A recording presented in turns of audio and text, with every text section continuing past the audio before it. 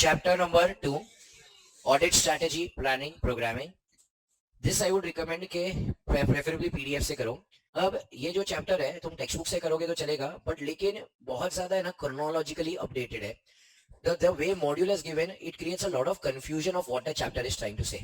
तो मैंने इसका सिर्फ थोड़ा सा फ्लो चेंज किया है, फॉर्मेट चेंज किया है, जिससे तुम्हें चैप्टर अच्छी तरह से समझे. अब चैप्टर का नाम क्या है? Audit strategy, planning, programming. पुराने पोर्शन में रद्दी गोबर सा चैप्टर था जिसकी कोई इज्जत नहीं थी, जिसका वेटेज हार्डली 4 मार्क था. क्या जिसका वेटेज कितना था? अब द वेटेज इज 12 मार्क्स. क्या द वेटेज इज?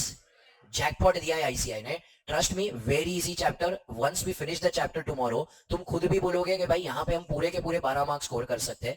तो very very very very easy chapter. But only thing that is going to be difficult is interpreting the question. क्या what is going to be difficult is? Answer एकदम easy है, but question interpretation will create a problem. तो यहाँ पे ये PDF मैं क्यों suggest कर रहा हूँ? क्योंकि वहां पे चैप्टर का फ्लो मैंने चेंज किया है. प्लस क्वेश्चन बैंक यहाँ पे बहुत इंपॉर्टेंट है. अगर तुम मॉड्यूल में जाओगे, किसी के पास मॉड्यूल है यहाँ पे बाय एनी चांस? जिसके पास अगर मॉड्यूल है तो मॉड्यूल में they have given only 5 questions. How many questions? We are going to discuss 24 questions. How many questions? तो ये चैप्टर में अपना ज्यादा फोकस किसके ऊपर होना चाहिए? क्वेश्चंस के ऊपर. कुछ इंटरप्रिटेशन सीख गए तो answer are going to be very manageable. अब चैप्टर का नाम क्या है? Audit, planning, programming. अब तुमने एसएम में क्या सीखा है पता है? पहले क्या बनता है? प्लान. फिर उसके बाद क्या बनता है? Strategy. That is not true for audit. Audit में पहले क्या बनता है? स्ट्रैटेजी. स्ट्रैटेजी के बेसिस के ऊपर क्या बनता है? प्लान. उसके बेसिस के ऊपर क्या बनता है? प्रोग्राम. समझो फॉर एग्जांपल तुम अपने पढ़ने की प्लानिंग कर रहे हो, ठीक है? फॉर एग्जांपल, ठीक है, आज सेमिनार के बाद पब्लिक मोटिवेट हो गया, ठीक है, एकदम ऐसा हम पढ़ेंगे इतु सा मोटिवेशन. अगर बोलो ना चलो आज एक्स्ट्रा लेक्चर है तो मोटिवेशन चला जाएगा. सो यहाँ पे मैं क्या बोल रहा था कि समझो तुम अपने पढ़ने का टाइम टेबल बना रहे हो, तो तुम पहले क्या करोगे? एक स्ट्रैटेजी बनाओगे. क्या बनाओगे? कि फॉर एग्जांपल कौन से सब्जेक्ट्स हैं, किसका कितना टाइम चाहिए रहेगा. मतलब see you can not straight away make a time table कि हर एक सब्जेक्ट में 7-7 दिन में कंप्लीट करेगा. For example subject like audit, it may take around 9 to 10 days. For example if you talk about subject like DTIDT, it may take more than 10 to 12 days. तो यहाँ पे तुम डिसाइड करोगे कौन से सब्जेक्ट को कितना टाइम चाहिए. फॉर एग्जाम्पल अगर हम एफएमएसएम की बात करें तो शायद कंपेरेटिवली उसमें टाइम क्या लगेगा? कम. तो यहाँ पे first you will make a strategy. Second, तुम स्ट्रैटेजी में सोचो कि भाई मैं कितनी बार रिवाइज करना चाहता हूँ. ठीक है, फॉर एग्जांपल काफी लोग सोचते हैं मैं 3 बार रिवाइज करूंगा, मैं 2 बार रिवाइज करूंगा. तो पहले डिसाइड करोगे कि how many times do you want to revise. ये बेसिस के ऊपर अब तुम क्या बनाओगे? अपना प्लान. क्या बनाओगे? कि भाई हर एक दिन पे क्या पढ़ोगे, कितना घंटा पढ़ोगे. तो प्लान बनाओगे. और राइटिंग में अपना क्या बनाओगे? Time table. क्या बनाओगे? जो कभी फॉलो तो नहीं होता है, बट लेकिन राइटिंग में अच्छे नीट राइटिंग में वहां पे राइट पेपर बनाया जाएगा, डेकोरेट करके वहां पे स्टडी डेस्क पे लगाया जाएगा. इसे हम कहते हैं हमारा प्रोग्राम. क्या कहते हैं हम इसे? तो पहले क्या बनती है? स्ट्रैटेजी. फिर क्या बनता है? प्लान. फिर क्या बनता है? प्रोग्राम. ये याद ना है तो चैप्टर का नाम याद रखना. चैप्टर का नाम क्या है? Planning, programming. तो वहां पे मल्टीपल टाइम्स एमसीक्यू पूछा गया है कि पहले क्या आता है? स्ट्रैटेजी आता है कि प्लान आता है? क्या आता है? स्ट्रैटेजी के बाद क्या आएगा? प्लान. अब प्लानिंग का क्या एडवांटेज होगा? सबसे पहले मेरे को कोऑर्डिनेशन के लिए हेल्प करेगा. किसके लिए? सिर्फ फॉर एग्जाम्पल लेटर से मेरे को एक्सपर्ट की जरूरत है. यार केमिकल कंपनी में अगर मैं स्टॉक टेकिंग के लिए जा रहा था, मैं अकेला जा पाऊंगा कि केमिकल इंजीनियर को लेके जाऊंगा? अब मैं रातों रात केमिकल इंजीनियर को व्हाट्सएप करूंगा, वो आ जाएगा क्या? नहीं. तो मैं काफी बार जब केमिकल इंजीनियर चाहता हूँ कि वो मेरे साथ काउंटिंग स्टॉक के लिए आए, मेरे को पहले से उसको कोऑर्डिनेट करना पड़ेगा. मेरे को पहले से प्लानिंग करके उसके साथ बात करनी पड़ेगी. तो planning will assist where applicable in coordination of the work done by others such as expert. Second, planning करेंगे तो हम क्या कर पाएंगे? इंपॉर्टेंट एरिया के ऊपर फोकस कर पाएंगे. किसके ऊपर फोकस कर पाएंगे? तो जहां पे मेरे को लग रहा है मैटर इंपॉर्टेंट है, जहां पे वहां पे मेरा फोकस क्या होगा? ज्यादा. मेरे को मेरी टीम को डायरेक्शन देना है, मेरे को मेरी टीम का काम सुपरवाइज करना है. मेरे को पता है कि भाई मेरे टीम मेंबर में से कौन एडवर्टाइजमेंट का ऑडिट कर रहा है, कौन रिसर्च एंड डेवलपमेंट का ऑडिट कर रहा है. तो उसे डायरेक्शन देने में, उसका काम सुपरवाइज करने में मेरे को क्या काम लगेगा? प्लानिंग. तो सबसे पहले सी से हमें किसके लिए काम लगेगा? कोऑर्डिनेशन. आई से हमें किसके लिए काम लगेगा? Devote attention to what? Important areas. फिर किसके लिए काम लगेगा? Direction and supervision. फिर सिलेक्शन ऑफ टीम मेंबर्स के लिए काम लगेगा. क्यों सिलेक्शन ऑफ टीम मेंबर्स? मेरे को जहां पे लगा कि मैटर वहां पे रिस्की है, वहां पे मैं एक आर्टिकल असिस्टेंट को डालूंगा कि एक सीनियर मेंबर को डालूंगा. जहां पे मेरे को लगा मैटर कॉम्प्लेक्स है, आर्टिकल असिस्टेंट को डालूंगा कि एक एक्सपर्ट को डालूंगा. तो it will help me in selection of the team member with appropriate level of capabilities and competence. मैं प्रॉब्लम्स को आइडेंटिफाई कर पाऊंगा एंड रिजॉल्व कर पाऊंगा ना टाइमली बेसिस. तो मैं अगर प्लानिंग कर रहा हूं तो मेरे को समझ गया कि भाई देखो मैंने सोचा है कि 3 बार मेरे को रिवीजन करना है, पर मैं जितने number of days first revision पे डाल रहा हूँ उतने टाइम में मैं थर्ड रिवीजन कर पाऊंगा क्या? नहीं. तो या तो मैं मेंटली अपने आप को प्रिपेयर कर लूंगा कि 3 रिवीजन नहीं, सिर्फ कितने रिवीजन होंगे? 2. या तो फिर मैं अपनी स्पीड बढ़ा के, नंबर ऑफ आवर्स बढ़ा के मैं ट्राई करूंगा कि जितने दिन लेने वाला था उससे कम दिन में मैं सब्जेक्ट कंप्लीट करूं. तो मैं प्रॉब्लम को आइडेंटिफाई कर पाऊंगा, रिजॉल्व कर पाऊंगा on a timely basis. Lastly मेरा पूरा ऑडिट एक इफेक्टिव एंड एफिशिएंट मैनर में होगा। क्या मेरा पूरा ऑडिट कैसे होगा? So therefore, planning an audit ensures audit risk is reduced to an acceptable low level. When the audit work is adequately planned and properly planned, it reduces the risk of inappropriate opinion. तो यहाँ पे मेरा comparatively risk क्या हो जाएगा? कम। ठीक है, अगर मैं सही तरह से प्लान कर रहा हूं तो मेरा रिस्क कंपैरेटिवली क्या हो जाएगा? कम। ठीक है, तो हमारे बेनिफिट्स में अपन ने क्या बोला? CID tie. क्या बोला अपन ने? C से अपन ने क्या बोला? किसके लिए काम लगेगा? I से मैं किसके ऊपर फोकस करूंगा? D से क्या हो जाएगा? फिर उसके बाद selection of the team members, फिर उसके बाद helping auditor identify and resolve the problems on and lastly किसके लिए काम लगेगा? Effective and efficient manner. As everyone understood? ये हमारा क्या हो गया? CID tie. क्या हो गया हमारा ये? ठीक है, देखो प्लानिंग जो है ना, it is not a one time process, it is a continuous process. क्या इट इज? तुम अपने पढ़ने का प्लानिंग बनाते हो, क्या वो वन टाइम होता है? क्या एवरीडे चेंज होता है? मतलब DT में अमेंडमेंट आए ना आए, तुम्हारे टाइम टेबल में रोज अमेंडमेंट आते रहते हैं। सो यहाँ पे planning is not a discrete phase. क्या it is? Not a, it is rather continual and iterative. क्या इट इज? रादर, मतलब कंटिन्यूअल मतलब कंटिन्यूस है, इटरेटिव मतलब जो इंप्रोवाइज होते रहता है। समझो फॉर एग्जांपल तुमने सोचा था कि भाई तुम्हारा ऑडिट हो जाएगा 8 दिन के अंदर, बट लेट से 10 दिन हो गए, तो अब इसके वजह से आगे का टाइम टेबल थोड़ा तो क्या हो जाएगा? इंप्रोवाइज। तो यहाँ पे planning is not a discrete phase but rather continual and iterative. Planning कब शुरू होता है? पहले वाला ईयर का ऑडिट एंड होने पे। लेट अस से 23 का ऑडिट खत्म हुआ, तब से प्लानिंग शुरू हुआ, और 24 का ऑडिट एंड हुआ, तब तक हमारा प्लानिंग चलता रहेगा। तो begins shortly after the completion of the previous audit, continues until the completion of the current audit। क्या समझा सबको ये? वापस एक बार, planning is not a but rather a continual and begins shortly after the completion of the but continues until the completion of the planning. वहां पे ये लोग बोल रहे कि भले प्लानिंग कंटिन्यूस है, थोड़ी ऐसी चीजें हैं जो मेरे को प्लानिंग की फर्दर ऑडिट प्रोसीजर लगाने के पहले करनी चाहिए। देखो सब अपने पास है ना, तुम्हारे पास बेसिक कंसेप्ट होकर आएगा। नोटबुक के लास्ट पेज पे जाओ, लास्ट कंसेप्ट ही सिखाया था मैंने। ठीक है, few online students you may not have it because chapter 4 तुम्हारा पेंडिंग है, बट डोंट वरी, मैं समझाता हूँ ये क्या है। देखो बाकी सब निकालो क्लास में जो बैठे। देखो लास्ट कंसेप्ट, बेसिक कंसेप्ट देखा है? Audit procedure. ऑडिट प्रोसीजर में दो तरीके की चीज होती है, एक क्या होता है? रैप, एक क्या होता है? फैप। रैप मतलब क्या? Risk assessment procedure. What is RAP? जिसमें मेरे को क्या समझेगा? ROMMS। क्या समझेगा? ROMMS के बेसिस के ऊपर मैं क्या डिसाइड करूंगा? NTE of fap. क्या डिसाइड करूंगा मैं? What is NTE? Nature, timing, extent of further audit procedure. क्या याद आ रहा है ऐसा कुछ चार्ट? तो पहले हमने रैप लगाया, क्या ढूंढा? ROMMS। ROMMS ज्यादा, NTE ज्यादा, ROMMS कम, NTE कम। क्या ये याद आ रहा है सबको? तो यहाँ पे ये लोग बोल रहे हैं कि देखो भले प्लानिंग कंटिन्यूस है, थोड़ी चीजें ऐसी है जो मेरे को फर्दर ऑडिट प्रोसीजर लगाने के पहले करनी चाहिए। क्या थोड़ी चीजें ऐसी है जो मेरे को कब करनी चाहिए? फर्दर ऑडिट प्रोसीजर लगाने के पहले। कौन सी चीज है जो फर्दर ऑडिट प्रोसीजर लगाने के पहले करनी चाहिए? हमें रोमियो को मिलना चाहिए फर्दर ऑडिट प्रोसीजर लगाने के पहले। किससे मिलना चाहिए? अच्छा, कौन होता है Romeo? Analytical procedure as risk assessment procedure. क्या बोला आपने? अब एनालिटिकल मतलब क्या? हम एनालिसिस कर रहे हैं। समझो 2023 में ग्रॉस प्रॉफिट 20 था, 24 में ग्रॉस प्रॉफिट कितना हो गया? हमारा सेलिंग प्राइस नहीं चेंज हुआ, हमारा कॉस्ट चेंज नहीं हुआ, फिर भी जीपी बढ़ गया। हमें क्या इंडिकेशन मिल रहा है पता है? क्लोजिंग स्टॉक ओवर वैल्यूड होगा। क्या ओवर वैल्यूड होगा? अब मैंने ये एनालिटिकल प्रोसीजर लगाया एज रिस्क असेसमेंट। क्या लगाया? Analytical as what? तो मेरे को यहीं पे समझ गया कि ROMMS क्या है? ज्यादा। ये चीज मेरे को कब लगानी पड़ेगी? फैप लगाने के पहले। कब लगानी पड़ेगी? सब ध्यान दो ना, देखो कोड वर्ड से 2 मिनट में आंसर तो याद हो जाएगा, कंसेप्ट समझो। ये क्यों फैप लगाने के पहले चाहिए? इससे मेरे को क्या पता चला पता है? ROMMS। क्या पता चला? ROMMS के बेसिस के ऊपर ही तो मैं क्या डिसाइड कर रहा था? NTE of fap. तो मेरे को ये एनालिटिकल प्रोसीजर कब लगानी पड़ेगी? फैप लगाने के बाद के फैप लगाने के पहले? तो भले प्लानिंग कंटिन्यूस है, पर फैप, ये रैप वाली चीजें जो है वो मेरे को कब लगानी पड़ेगी? फैप लगाने के पहले।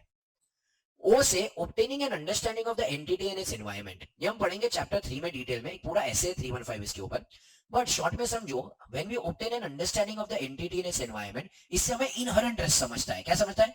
देखो हर एक इंडस्ट्री में थोड़े थोड़े इनहेरेंट रिस्क होते हैं। क्या हर एक इंडस्ट्री में थोड़े थोड़े क्या होते हैं? तो मेरे को यहाँ पे obtaining an understanding of the entity and its environment से क्या पता चलेगा? Inherent risk. इसी से तो मेरे को क्या पता चलेगा? ROMMS। बिकॉज ROMMS में याद करो दो कंपोनेंट है, इनहेरेंट रिस्क और कंट्रोल रिस्क। तो यहाँ पे मेरे को ये ऑब्टेन करना understanding of the entity and it's environment कब करना चाहिए? फैप लगाने के बाद के फैप लगाने के पहले?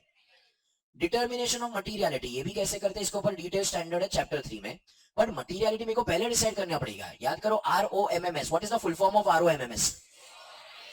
Risk of material misstatement. अब व्हाट इज मटीरियल ये तो मेरे को पहले डिसाइड करना पड़ेगा ना, फिर ही तो मैं क्या डिसाइड करूंगा ROMMS, फिर ही तो मैं क्या डिसाइड करूंगा एंटी ऑफ फैब। ये कब करना चाहिए? फैब लगाने के पहले। इन्वॉल्वमेंट ऑफ एक्सपर्ट, क्या मेरे को एक्सपर्ट की जरूरत है कि नहीं, ये मेरे को कब डिसाइड करना चाहिए? फैब लगाने के पहले। बिकॉज जब फैब लगाऊंगा उस टाइम में तो एक्सपर्ट की जरूरत है, तो एक्सपर्ट चाहिए कि नहीं चाहिए, कब डिसाइड करना पड़ेगा? फैब लगाने के पहले। Lastly other performance of other risk assessment procedure. क्या परफॉर्मेंस ऑफ व्हाट? देखो रिस्क असेसमेंट प्रोसीजर वापस चैप्टर 3 में आएगा, पर एक शॉर्ट में समझाता हूं। जब भी तुम्हें बोला गया रहेगा व्हाट इज रिस्क असेसमेंट, क्या व्हाट इज, तुम्हें गोलमाल का तुषार कपूर बन जाने का और बोलने का IAO। क्या बोलने का? वापस एक बार क्या बोलने का अपने को? IAO। आई से हम क्या कर सकते हैं? इंक्वायरी करने से हमें पता चल सकता है व्हाट इज द रिस्क। ए से आता है एनालिटिकल प्रोसीजर। क्या आता है ए से? एनालिटिकल प्रोसीजर से हमें समझा ना GP रेशियो 20 के बदले कितना है 35, तो मेरे को रिस्क समझा कि नहीं समझा? दूसरा ऑब्जर्वेशन एंड इंस्पेक्शन। क्या दूसरा क्या? तो रिस्क असेसमेंट में टोटल कितने प्रोसेस होते हैं? 3 है। क्या बोला बने? IAO। आई से क्या बोला बने? ए से क्या बोला? और ओ से क्या बोला? अब एनालिटिकल प्रोसीजर तो मैं ऑलरेडी लगा चुका हूं ना यहाँ पे, तो इसलिए ये लोग ने क्या बोला? Performance of other risk assessment. Other मतलब मैं सिर्फ क्या करूंगा? इंक्वायरी और ऑब्जर्वेशन एंड इंस्पेक्शन। इससे भी मेरे को पता चलेगा what is the risk involve. क्या what is the, so what is the answer trying to say? पहले ये लोग ने इंट्रोडक्शन में क्या बोला? Planning is not a but it is rather continual and it begin shortly after the completion of the but continues until the completion of the but. लेकिन थोड़ी चीजें ऐसी है जो मेरे को कब करनी चाहिए? फैब लगाने के पहले। क्या करना चाहिए फैब लगाने के पहले? रोमियो। आर से अपन क्या बोला? Analytical procedure as what? फिर obtaining an understanding of the entity and its environment। M से determination of involvement of and performance of. क्या समझा सबको ये?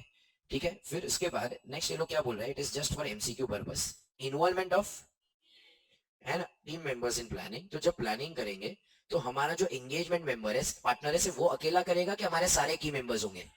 तो पढ़ो यहाँ पे से, the engagement partner and other shall be involved in planning, including planning and participating discussion among the team member. Involvement of the engagement partner and other key members of the engagement in planning draws on their experience and insight, thereby enhancing the effectiveness and efficiency of the planning. तो सारे engagement partner और key members को planning में include करेंगे तो planning अच्छी तरह से होगी, क्योंकि उनके पास अपना experience होगा। It will help us in planning। क्या समझा सबको ये? ये हमारा क्या हो गया? नोट 1। क्या हो गया हमारा ये? क्या यहाँ तक सबको समझा? सेकेंड वाला पॉइंट क्या कह रहा है? Discussion of elements of planning with. तो हमें हमारे प्लानिंग के थोड़े हिस्से किसके साथ डिस्कस करने चाहिए? मैनेजमेंट के साथ। किसके साथ? So they should also be aware कि हम क्या ऑडिट करने वाले हैं। पर लेकिन इतना भी प्लानिंग मत डिस्कस करो कि तुम्हारे ऑडिट की इफेक्टिविटी कॉम्प्रोमाइज हो जाए। मतलब मैं प्लानिंग में सब कुछ उनको बता के आया कि देखो मैं ये दिन पे आएगा, 2 लाख के ऊपर के ट्रांजैक्शन चेक करेगा, यही डेटर को कंफर्मेशन भेजेगा। अब उसको सब कुछ पता है तो फ्रॉड करने के चांसेस क्या हो जाएंगे? ज्यादा। पर बेसिकली थोड़ी बहुत चीजें मैं प्लानिंग के बता सकता हूँ। Yes, let us take an example. हमें इन्वेंट्री काउंट करने जाना है। इन्वेंट्री काउंटिंग मैं कर रहा था कि मैनेजमेंट वाले कर रहे थे? मैं तो उससे सिर्फ क्या कर रहा था? ऑब्जर्व। तो मैं अचानक से बोलूंगा चलो मैनेजमेंट आज काउंटिंग करने के लिए जाते हैं, क्या पॉसिबल होगा? प्लानिंग करके पहले से बताओ कि ये डेट पे हमें इन्वेंट्री को क्या करना है? काउंट। तो इससे मेरे प्रोग्राम के ऊपर कोई इंपैक्ट आने वाला नहीं है। क्या समझा सबको ये? सो यहाँ पे अपन ने क्या पढ़ा? पहले वाला तो क्या पढ़ा था अपन ने? Benefits of planning. What was benefits of planning? C से क्या बोला अपन ने? आई से क्या बोला? डी से, टी से, आई से और ई से।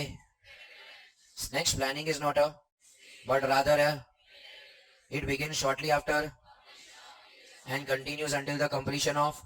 however timing of certain activities need to be completed prior to fab।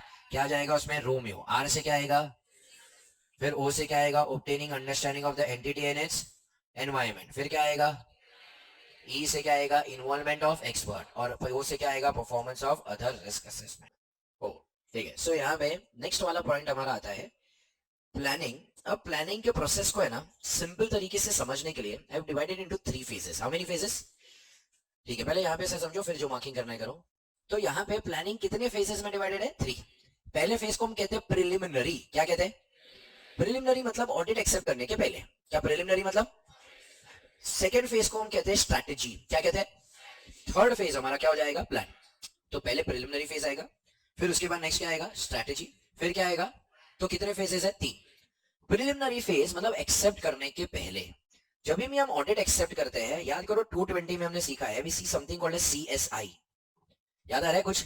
हम सबसे पहले सी से हम देखते हैं कि हम कंपिटेंट है, या हम क्या है, याद करो। फॉर एग्जांपल मुकेश अंबानी जी ने बोला जियो का ऑडिट करो, हमें देखना पड़ेगा कि हमें टेलीकम्युनिकेशन का अकाउंटिंग आता है कि नहीं, हमें देखना पड़ेगा कि लिस्टेड एंटिटी का ऑडिट आता है कि नहीं। अगर मैं कंपिटेंट ही नहीं हूं, क्या मैं ऑडिट एक्सेप्ट करूंगा क्या? दूसरा सी वाला पॉइंट वो लोग ने नीचे दिया है, देखते हैं अपन। नेक्स्ट एस से वो लोग बोल रहे हैं क्या कोई सिग्निफिकेंट मैटर आया, समझो ये साल मेरे ऊपर रोजा डाला गया, क्या मैं ऑडिट कंटिन्यू करना चाहूँ? मेरे को उनकी इंटीग्रिटी के ऊपर शक है, मेरे को जो ओनर्स है ना, ओनर्स, मेरे को उनके नियत के ऊपर ही भरोसा नहीं है। मेरे को लग रहा है सामने वाला विजय माल्या जैसा बंदा है, दुनिया भर का फ्रॉड करता है। मैं सोचेगा लाइफ में एक ऑडिट कम करेगा, बट लेकिन ऐसी जगह पे ऑडिट करेगा जहां पे इंटीग्रिटेड आउट है नहीं, क्योंकि हमें लग रहा है फ्रॉड के चांसेस ज्यादा है, कल जाके लोग हमारे ऊपर इल्जाम डालेंगे। तो जब भी मैं ऑडिट एक्सेप्ट या कंटिन्यू करता हूं, मैं वहां पे क्या देखूंगा, CSI, क्या देखूंगा? सी से हम क्या देखते हैं कि हम क्या है, कंपिटेंट। एस से हम क्या देखते हैं, सिग्निफिकेंट मैटर्स, यहाँ पे लोग ने सिग्निफिकेंट वर्ड नहीं डाला है, वहां पे क्या आ जाएगा, मैटर्स। और क्या देखेंगे अपन, इंटीग्रिटी। तो पढ़ो पूरा आंसर यहाँ पे से, मैटर, पहले ऊपर हेडर पढ़ो, स्टेप 1 का क्या है, परफॉर्मिंग रिगार्डिंग, तो हम देखेंगे matters such as integrity of principal owners, key management, competence of the engagement to perform audit engagement, and implication of matters that have arisen during the current and the previous audit engagement may need to be considered। क्या समझा सबको ये? ठीक है, तो हम लोग ने क्या चेक किया, CSI, क्या चेक किया, व्हाट इज CSI? सी से क्या जाएगा, कंप्यूटर, एस से क्या आएगा, और आई से क्या आएगा, इंटीग्रिटी। सेकेंड स्टेप हमारा क्या जाएगा, हमें देखना है कि हम एथिकल रिक्वायरमेंट्स कंप्लाई कर रहे हैं, क्या कंप्लाई कर रहे हैं। अगर 220 अगर तुम्हें याद हो, मैं तुमको सिर्फ 220 का एक छोटा सा हिस्सा वापस रिवाइज करवाता हूं।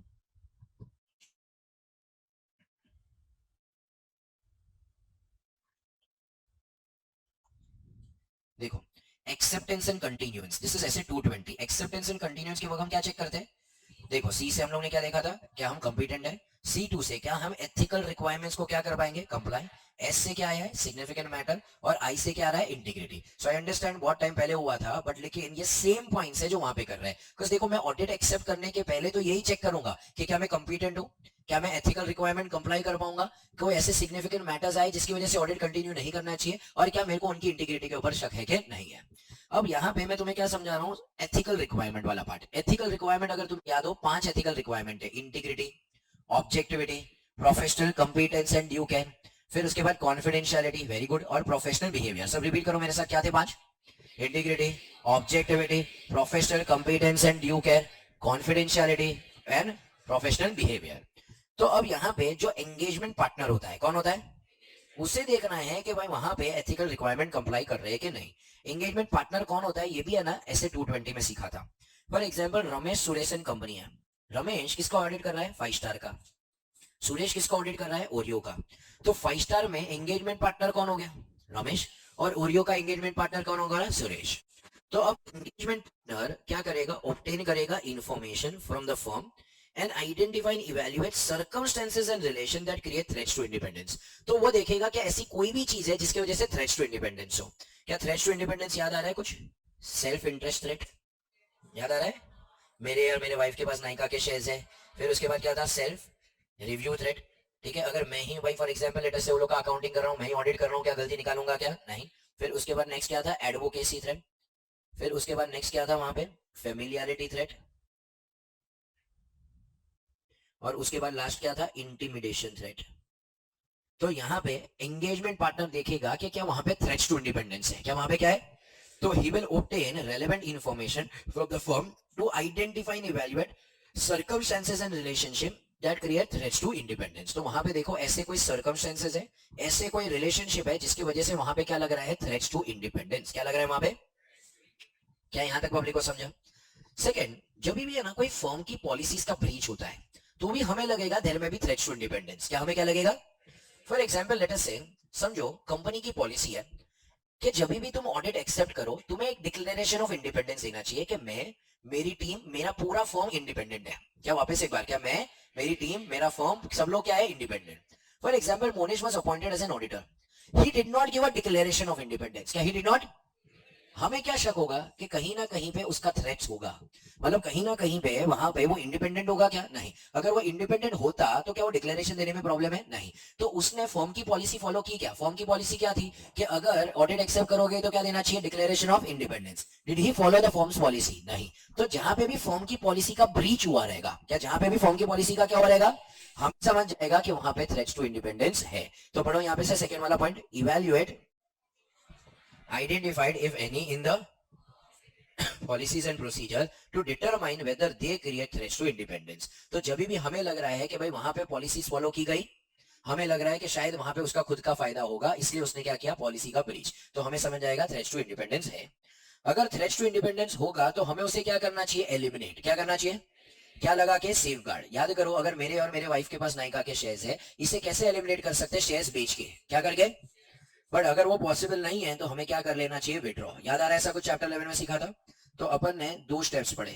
सबसे पहले यहाँ पे हमें क्या देखना चाहिए? CSI। सबसे पहले क्या मैं कंपिटेंट हूँ, क्या मैं सिग्निफिकेंट कोई मैटर्स आए, क्या वहां पे इंटीग्रिटी है। एंगेजमेंट पार्टनर वहां पे देखेगा कोई ऐसी रेलेवेंट इंफॉर्मेशन है from the firm to identify and evaluate circumstances and relation that create what? Threats to independence. Evaluate करो आइडेंटिफाइड ब्रीचेस, जिससे हमें शायद क्या पता चलेगा? Threats to independence. अगर है तो हमें उसे क्या करना चाहिए? एलिमिनेट। या तो क्या लगाना चाहिए? सेफगार्ड। या तो फिर हमें क्या करना चाहिए? विड्रॉ। क्या समझा सबको ये? पक्का? ये हमारा क्या हो गया? सेकेंड वाला स्टेप। थर्ड वाले स्टेप में वो लोग बोल रहे हैं कि जब यहाँ पे ये सारी चीजें हो जाए कि हम ऑडिट एक्सेप्ट करना चाहते हैं, हमें सामने वाले को एंगेजमेंट लेटर भेजना चाहिए। क्या भेजना चाहिए? याद करो, ऐसे 210 में पहले इंक्वायरी आई, फिर क्या भेजा? प्रपोजल, फिर क्या डिस्कस हुए? Terms of engagement. याद आ रहा है ऐसा कुछ? याद करो, अपन ने यहाँ पे पूरा प्रोसेस पढ़ा था।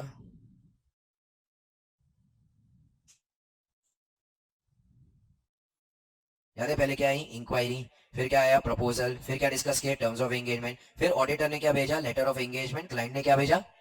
तो यहाँ पे हम देखना चाहते हैं कि भाई यहाँ पे हमें क्या भेज दिया है? Letter of engagement. क्या भेज दिया है? तो हमें लेटर ऑफ एंगेजमेंट सामने वाले को भेज देना चाहिए, जस्ट सो दैट कोई मिसअंडरस्टैंडिंग ना हो और कोई कंफ्यूजन ना हो। तो सामने वाले क्लाइंट को भी पता होना चाहिए कि भाई हम क्या ऑडिट करने वाले हैं, और वहां पे हमें भी पता होना चाहिए हमारे स्कोप के अंदर क्या है। तो हमें सामने वाले को क्या भेज देना चाहिए? Engagement letter. क्या भेज देना चाहिए? तो अपन ने यहाँ पे क्या किया? प्लानिंग प्रोसेस का फेज 1 कंप्लीट किया। फेज 1 क्या है? हमारा प्रिलिमिनरी फेज। तो स्टेप नंबर 1 में हमने क्या किया?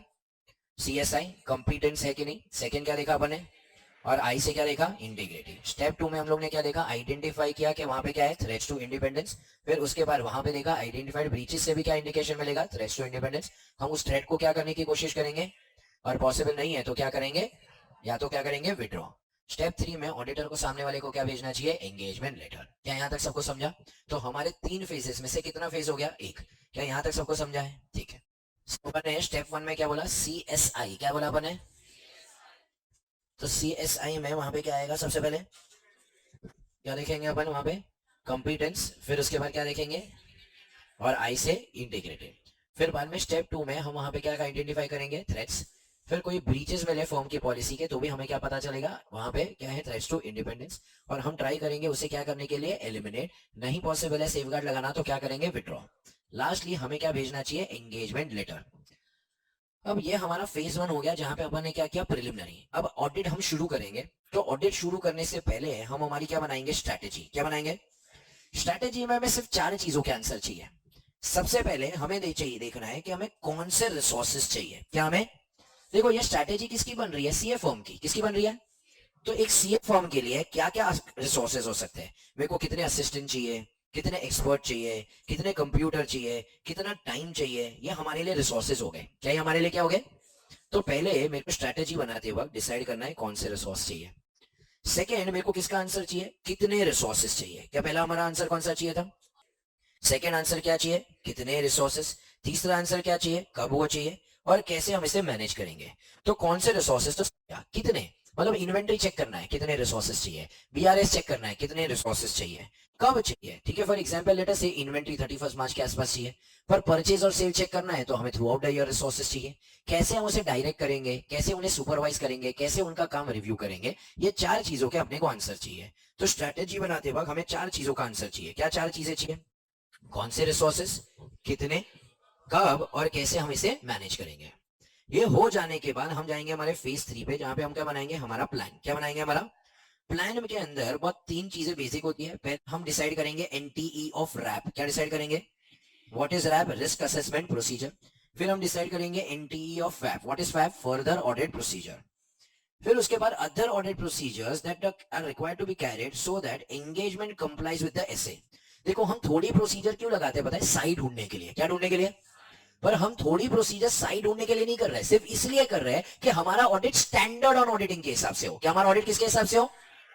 देखो याद करो, हम लोग ने एक बेसिस फॉर ओपिनियन पैरा दिया था। याद है क्या था basis for opinion? Siya. S से क्या था? S2 से क्या था? आई से क्या था? और ए से ऑडिटर्स रिस्पॉन्सिबिलिटी। पॉइंट पहला वाला पॉइंट क्या था? Standard on auditing. हम कहते हैं हमने हमारा काम पूरी शिद्दत से किया है, स्टैंडर्ड ऑन ऑडिटिंग के हिसाब से किया है। तो इन दैट पर्टिकुलर केस हमें क्या चाहिए? ये आई मीन हमें इस तरीके से प्रोसीजर्स परफॉर्म करनी है कि हमारा ऑडिट किसके साथ कंप्लाई करे? Standard on auditing. किसके साथ कंप्लाई करे? स्टैंडर्ड ऑन ऑडिटिंग के साथ। फॉर एग्जाम्पल याद करो, एक्सटर्नल कंफर्मेशन दो तरीके के थे। कौन सा था? एक और एक क्या था? नेगेटिव। पॉजिटिव मतलब सामने वाले को बोला तू अग्री करे या डिसएग्री करे, रिप्लाई कर। याद करो, अनुराधा को पूछा 40 लाख बनना है, अग्री करे या डिसएग्री करे, रिप्लाई कर। नेगेटिव मतलब अगर सामने वाला डिसएग्री करे, क्या करे? तो ही क्या करेगा? रिप्लाई। ज्यादा भरोसा किसके ऊपर है? पॉजिटिव के नेगेटिव? याद आ रहा है ऐसा कुछ पढ़ा था? फिर भी हम नेगेटिव क्यों यूज कर रहे हैं? Just so that my audit complies with standard on auditing. क्या? Just so that my audit complies with. समझो मैं जेके शाह क्लासेस का ऑडिटर हूं, तुम सारे in a way you are debtors of JK Shah classes. पर मेरे को पता है कि डेटर के कोई भी बैलेंस में गड़बड़ होने वाली नहीं है, because we have a strong IT system. पर मैं सबको पॉजिटिव कंफर्मेशन भेजूंगा, मेरे को सबका रिप्लाई आने की राह देखनी पड़ेगी। पर नेगेटिव भेजूंगा तो रिप्लाई आने की राह देखने की जरूरत, क्योंकि मैंने क्या बोला? ओनली इफ यू रिप्लाई करो। कोई रिप्लाई नहीं आया तो मैं क्या अज्यूम कर सकता हूं कि सारे के सारे लोग क्या कर रहे हैं? अग्री। क्या याद है ऐसा कुछ? तो अब मैं नेगेटिव कंफर्मेशन क्यों भेज रहा हूं पता है? मेरे को साई चाहिए इसलिए नहीं, जस्ट सो दैट मैं बोल सकूं कि मैंने ऑडिट किस हिसाब से किया? Standard on auditing. मैं बोल सकूं कि मैंने ऐसे 505 यूज किया, मैंने एक्सटर्नल कंफर्मेशन भेजा। तो पहले मैंने अपने प्लान में क्या बनाया? एनटी ऑफ रैप, फिर बनाया एनटी ऑफ फैप, तीसरा other procedures so that audit complies with standards on auditing. तो मैं तीसरी तरीके की प्रोसीजर सिर्फ इसलिए लगा रहा हूं सो दैट मेरा ऑडिट किसके हिसाब से हो जाए? Standard on auditing. तो मेरा यहाँ पे प्लान में तीन चीजें आ जाएगी। एक क्या आ जाएगा? एनटी ऑफ रैप, फिर क्या आएगा? NT of FAP and other procedures to comply with SA. क्या समझा सबको ये? तो तीन फेजेस हो गए हमारे। एक क्या था? प्रिलिमिनरी। फिर क्या था? स्ट्रैटेजी। फिर क्या था? प्लान। तीन आंसर्स अपन ने किए। सबसे पहला आंसर क्या था? क्या था उसका कोड? CID tie. सी से क्या था? आई से क्या था? डी से क्या था? टी से क्या आएगा? आई से क्या आएगा? और ई से क्या आएगा? फिर उसके बाद planning is not a but rather a iterative. It begin shortly after the end continues until the completion of the. फिर उसके बाद हाउएवर थोड़ी चीजें ऐसी है जो मेरे को कब लगानी पड़ेगी? क्या लगाना पड़ेगा? आर से क्या जाएगा? Analytical as risk assessment. O से obtaining and understanding of the entity and its determining involvement of and performance of. फिर उसके बाद प्लानिंग कितने फेज में डिवाइडेड है? पहला फेज क्या है? सेकेंड फेज क्या है? थर्ड फेज क्या है? अच्छा, प्रिलिमिनरी में कितने स्टेप्स है? 3। पहले हम क्या देखेंगे? CSI। सी से क्या होगा? सेकेंड क्या होगा? फिर क्या होगा? स्टेप 2 में क्या जाएगा? Identify the. फिर उसके बाद आइडेंटिफाई द, फिर उसके बाद एलिमिनेट एंड अप्लाई सेफगार्ड्स और विड्रॉ। फिर ऑडिटर शैल सेंडर। फिर उसके बाद वहां पे हमें देखना है कौन से रिसोर्सेज चाहिए, कितने चाहिए, कब चाहिए, कैसे मैनेज करोगे। फिर प्लान में क्या आएगा? NT of RAP, NT of FAP and other procedures to comply with SA. कर लो। अब क्वेश्चन नंबर 4 क्या कहता है कि जब हम स्ट्रैटेजी बनाएंगे, हमारा फेज 2 क्या था? स्ट्रैटेजी। जब हम स्ट्रैटेजी बनाएंगे हमें थोड़े फैक्टर्स को ध्यान में रखना चाहिए। There are 5 factors. How many factors? सबसे पहला, identify the characteristics of the engagement. क्या identify the? What do you mean by characteristics of the engagement? Type of engagement. देखो जब मेरे को स्ट्रैटेजी बनानी है तो डिफर करेगा ना कि भाई किस तरीके का कंपनी है। समझो एक बैंकिंग कंपनी का स्ट्रैटेजी एक सिनेमा हॉल की स्ट्रैटेजी से सेम हो सकता है क्या? एक एयरलाइन इंडस्ट्री का, एक हॉस्पिटल का स्ट्रैटेजी सेम हो सकता है क्या? नहीं। तो हम समझना चाहते हैं कैरेक्टरिस्टिक। कैरेक्टरिस्टिक मतलब मैं क्या देखना चाहता हूं? टाइम। तो मैं देखूंगा कंपनी को कौन सा AFRF एप्लीकेबल है। क्या कंपनी को कौन सा? जैसे AFRF अलग होगा, मेरा वहां पे स्ट्रैटेजी भी क्या हो जाएगा? चेंज। याद करो, मिसस्टेटमेंट का डेफिनेशन याद है क्या? क्या होना चाहिए था? दोनों में डिफरेंस है तो पर लेकिन मैं क्या देख रहा था, क्या होना चाहिए था एज पर एएफआरएफ, क्या होना चाहिए था एज पर। अब मैं चीजों को किससे कंपेयर करना चाहता हूं, एएफआरएफ। जैसे एएफआरएफ चेंज हो गया, मेरा स्ट्रैटेजी भी क्या हो जाएगा, चेंज। मैं आई से देखना चाहता हूं इंडस्ट्री स्पेसिफिक रिपोर्टिंग है क्या। फॉर एग्जाम्पल अगर समझो मैं एक फार्मा कंपनी की बात करूं, किसकी बात करूं, तो फार्मा कंपनी में वहां पे बोला गया है कि जितना भी फॉर एग्जाम्पल तुम्हारा रिसर्च एंड डेवलपमेंट होगा अलग से डिस्क्लोज करना पड़ेगा। ये एएफआरएफ की रिक्वायरमेंट है कि फार्मा इंडस्ट्री की रिक्वायरमेंट है। तो मेरे को वहां पे क्या करना पड़ेगा, ये अंडरस्टैंडिंग रखनी पड़ेगी, फिर ही मैं क्या बनाऊंगा, स्ट्रैटेजी। एन से मैं देखना चाहता हूं nature of the business segment. समझो मैं रिलायंस रिटेल का ऑडिट कर रहा हूं और रिलायंस जियो का ऑडिट कर रहा हूं, तो दोनों बिजनेस अलग तरीके के हैं। तो जैसे बिजनेस सेगमेंट चेंज हो जाएगा, मेरा स्ट्रैटेजी भी क्या हो जाएगा, change. Lastly expected use of the evidence obtained in the previous audit. अगर मैंने पास्ट ईयर में ऑडिट किया है, क्या मैंने क्या किया, तो पास्ट ईयर का एविडेंस मेरे को ये साल काम लगेगा। मतलब अगर तुमने पास्ट में प्रोफेशनल एग्जाम दिया है, तुमने फाउंडेशन दिया है, तो you know what were the problems you faced in foundation. उसके बेसिस के ऊपर तुम किसकी स्ट्रैटेजी बना सकते हो, इंटर। तो यहाँ पे हम लोग ने 4 चीजें कंसिडर की। पहला क्या देखा अपन ने, एएफआरएफ, क्या देखा अपन ने। फिर आई से अपन ने क्या देखा, एन से हमने क्या देखा, और ई से अपन ने क्या बोला, एक्सपेक्टेड यूज ऑफ एविडेंस। वापस एक बार क्या बोला अपन ने, एफ से, आई से क्या बोला अपन ने, एन से अपन ने क्या बोला, and lastly expected use of evidence obtained in the previous audit. तो मैंने पहले क्या देखा, कैरेक्टरिस्टिक। कैरेक्टरिस्टिक मतलब हमारे लिए क्या हो गया, टाइप्स। ये देखने के बाद मैं क्या देख रहा हूं, मेरे रिपोर्टिंग टाइम टेबल ऑब्जेक्टिव्स। क्या देख रहा हूं मैं, what do you mean by reporting time table objectives, क्या what do you mean by reporting time table objectives. मतलब हमारा रिपोर्टिंग कब करना है। देखो जब तुम अपने टाइम टेबल बनाओगे पढ़ने का, तुम सबसे पहले चीज ध्यान में क्या रखोगे कि तुम्हारा एग्जाम का डेट क्या है, उसी के बेसिस के ऊपर सारी प्लान होगी। तो वैसे हमें यहाँ पे ऑडिट में हमारा रिपोर्ट कब देना है, ठीक है। तो हम वहां पे देखना चाहते हैं entities time table for reporting. फिर मैं क्या करूंगा, I will organise meeting to discuss NT with management. याद करो मैंने ऊपर ही सिखाया था कि मेरे को मैनेजमेंट के साथ प्लानिंग डिस्कस करना चाहिए, यस। पर कहीं पे भी मेरा प्रोग्राम की इफेक्टिविटी कॉम्प्रोमाइज होनी नहीं चाहिए। मैं उनके साथ डिस्कस करूंगा type and the timing of the report. क्या डिस्कस करूंगा मैं उनके साथ, टाइप मतलब मैं किस टाइप की रिपोर्ट दूंगा। फॉर एग्जाम्पल लिस्टेड कंपनी में हर क्वार्टर के ऊपर भी हम रिपोर्ट देते, तो मैं क्वार्टरली रिपोर्ट दूंगा, मैं एनुअल रिपोर्ट दूंगा। तो मैं किस टाइप के रिपोर्ट दूंगा और कब रिपोर्ट दूंगा। तो मैंने वहां पे पहले क्या डिस्कस किया, एंटिटीज टाइम टेबल। फिर ऑर्गेनाइज किया मैंने meeting to discuss what NT with the, फिर डिस्कस किया मैंने मैनेजमेंट के साथ, क्या डिस्कस किया, expected type and time of the report. फिर NT of communication among the team members and NT of the review. मतलब मैं मैनेजमेंट के साथ कम्युनिकेट कर रहा हूं, पर मेरे को मेरे टीम मेंबर से भी कम्युनिकेट करना पड़ेगा। किसे कम्युनिकेट करना पड़ेगा, तो फॉर एग्जाम्पल हम हर हफ्ते या हर 2 हफ्ते पे एक क्या रखेंगे, रिव्यू मीटिंग, जहां पे जो मेरे टीम मेंबर ने काम किया है मैं उस काम को क्या करूंगा, रिव्यू। तो I am discussing the NT of communication among the team members and the NT of their review. तो टाइम टेबल के लिए मैंने 4 पॉइंट्स बोले। सबसे पहले क्या बोला अपन ने, एंटिटीज। सेकेंड अपन ने क्या बोला, organisation of to discuss NT with management. Second, third अपन ने क्या बोला, discuss with management type and the and NT of the communication among the team members and NT of their review. तो मेरे को जब भी स्ट्रैटेजी बनानी है, मेरे को मल्टीपल फैक्टर्स देखने हैं। पहले मैंने क्या देखा, कैरेक्टरिस्टिक्स ऑफ द एंगेजमेंट। क्या देखा मैंने, कैरेक्टरिस्टिक्स ऑफ द एंगेजमेंट में अपन ने क्या देखा, फाइन। एफ से क्या देखा अपन ने, आई से क्या देखा अपन ने, एन से क्या देखा अपन ने, और फिर expected use of evidence obtain in the previous audit.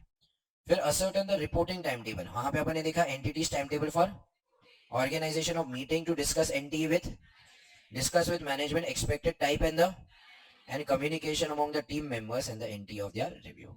क्या यहाँ तक पब्लिक को समझा। अब मेरे को देखना चाहिए कि कौन से स्ट्रैटेजी बनाते वक्त डिसाइड करना पड़ेगा कौन से एरिया में मेरे टीम मेंबर के एफर्ट ज्यादा डायरेक्ट करने पड़ेंगे। देखो हम 100% चेकिंग तो कर सकते हैं नहीं है, हम वहां पे देखेंगे कौन से एरियाज में हमारे एफर्ट्स क्या होने चाहिए ज्यादा। मेरे को बताओ अब तक का ऑडिट समझा है कि नहीं, थोड़ा टेस्ट करते हैं। अगर समझो एक कंपनी है जहां पे वॉल्यूम ऑफ ट्रांजैक्शन ज्यादा है, क्या ज्यादा है, फॉर एग्जांपल लेट अस से एसबीआई है, वॉल्यूम ऑफ ट्रांजैक्शन कम है कि ज्यादा है, ज्यादा।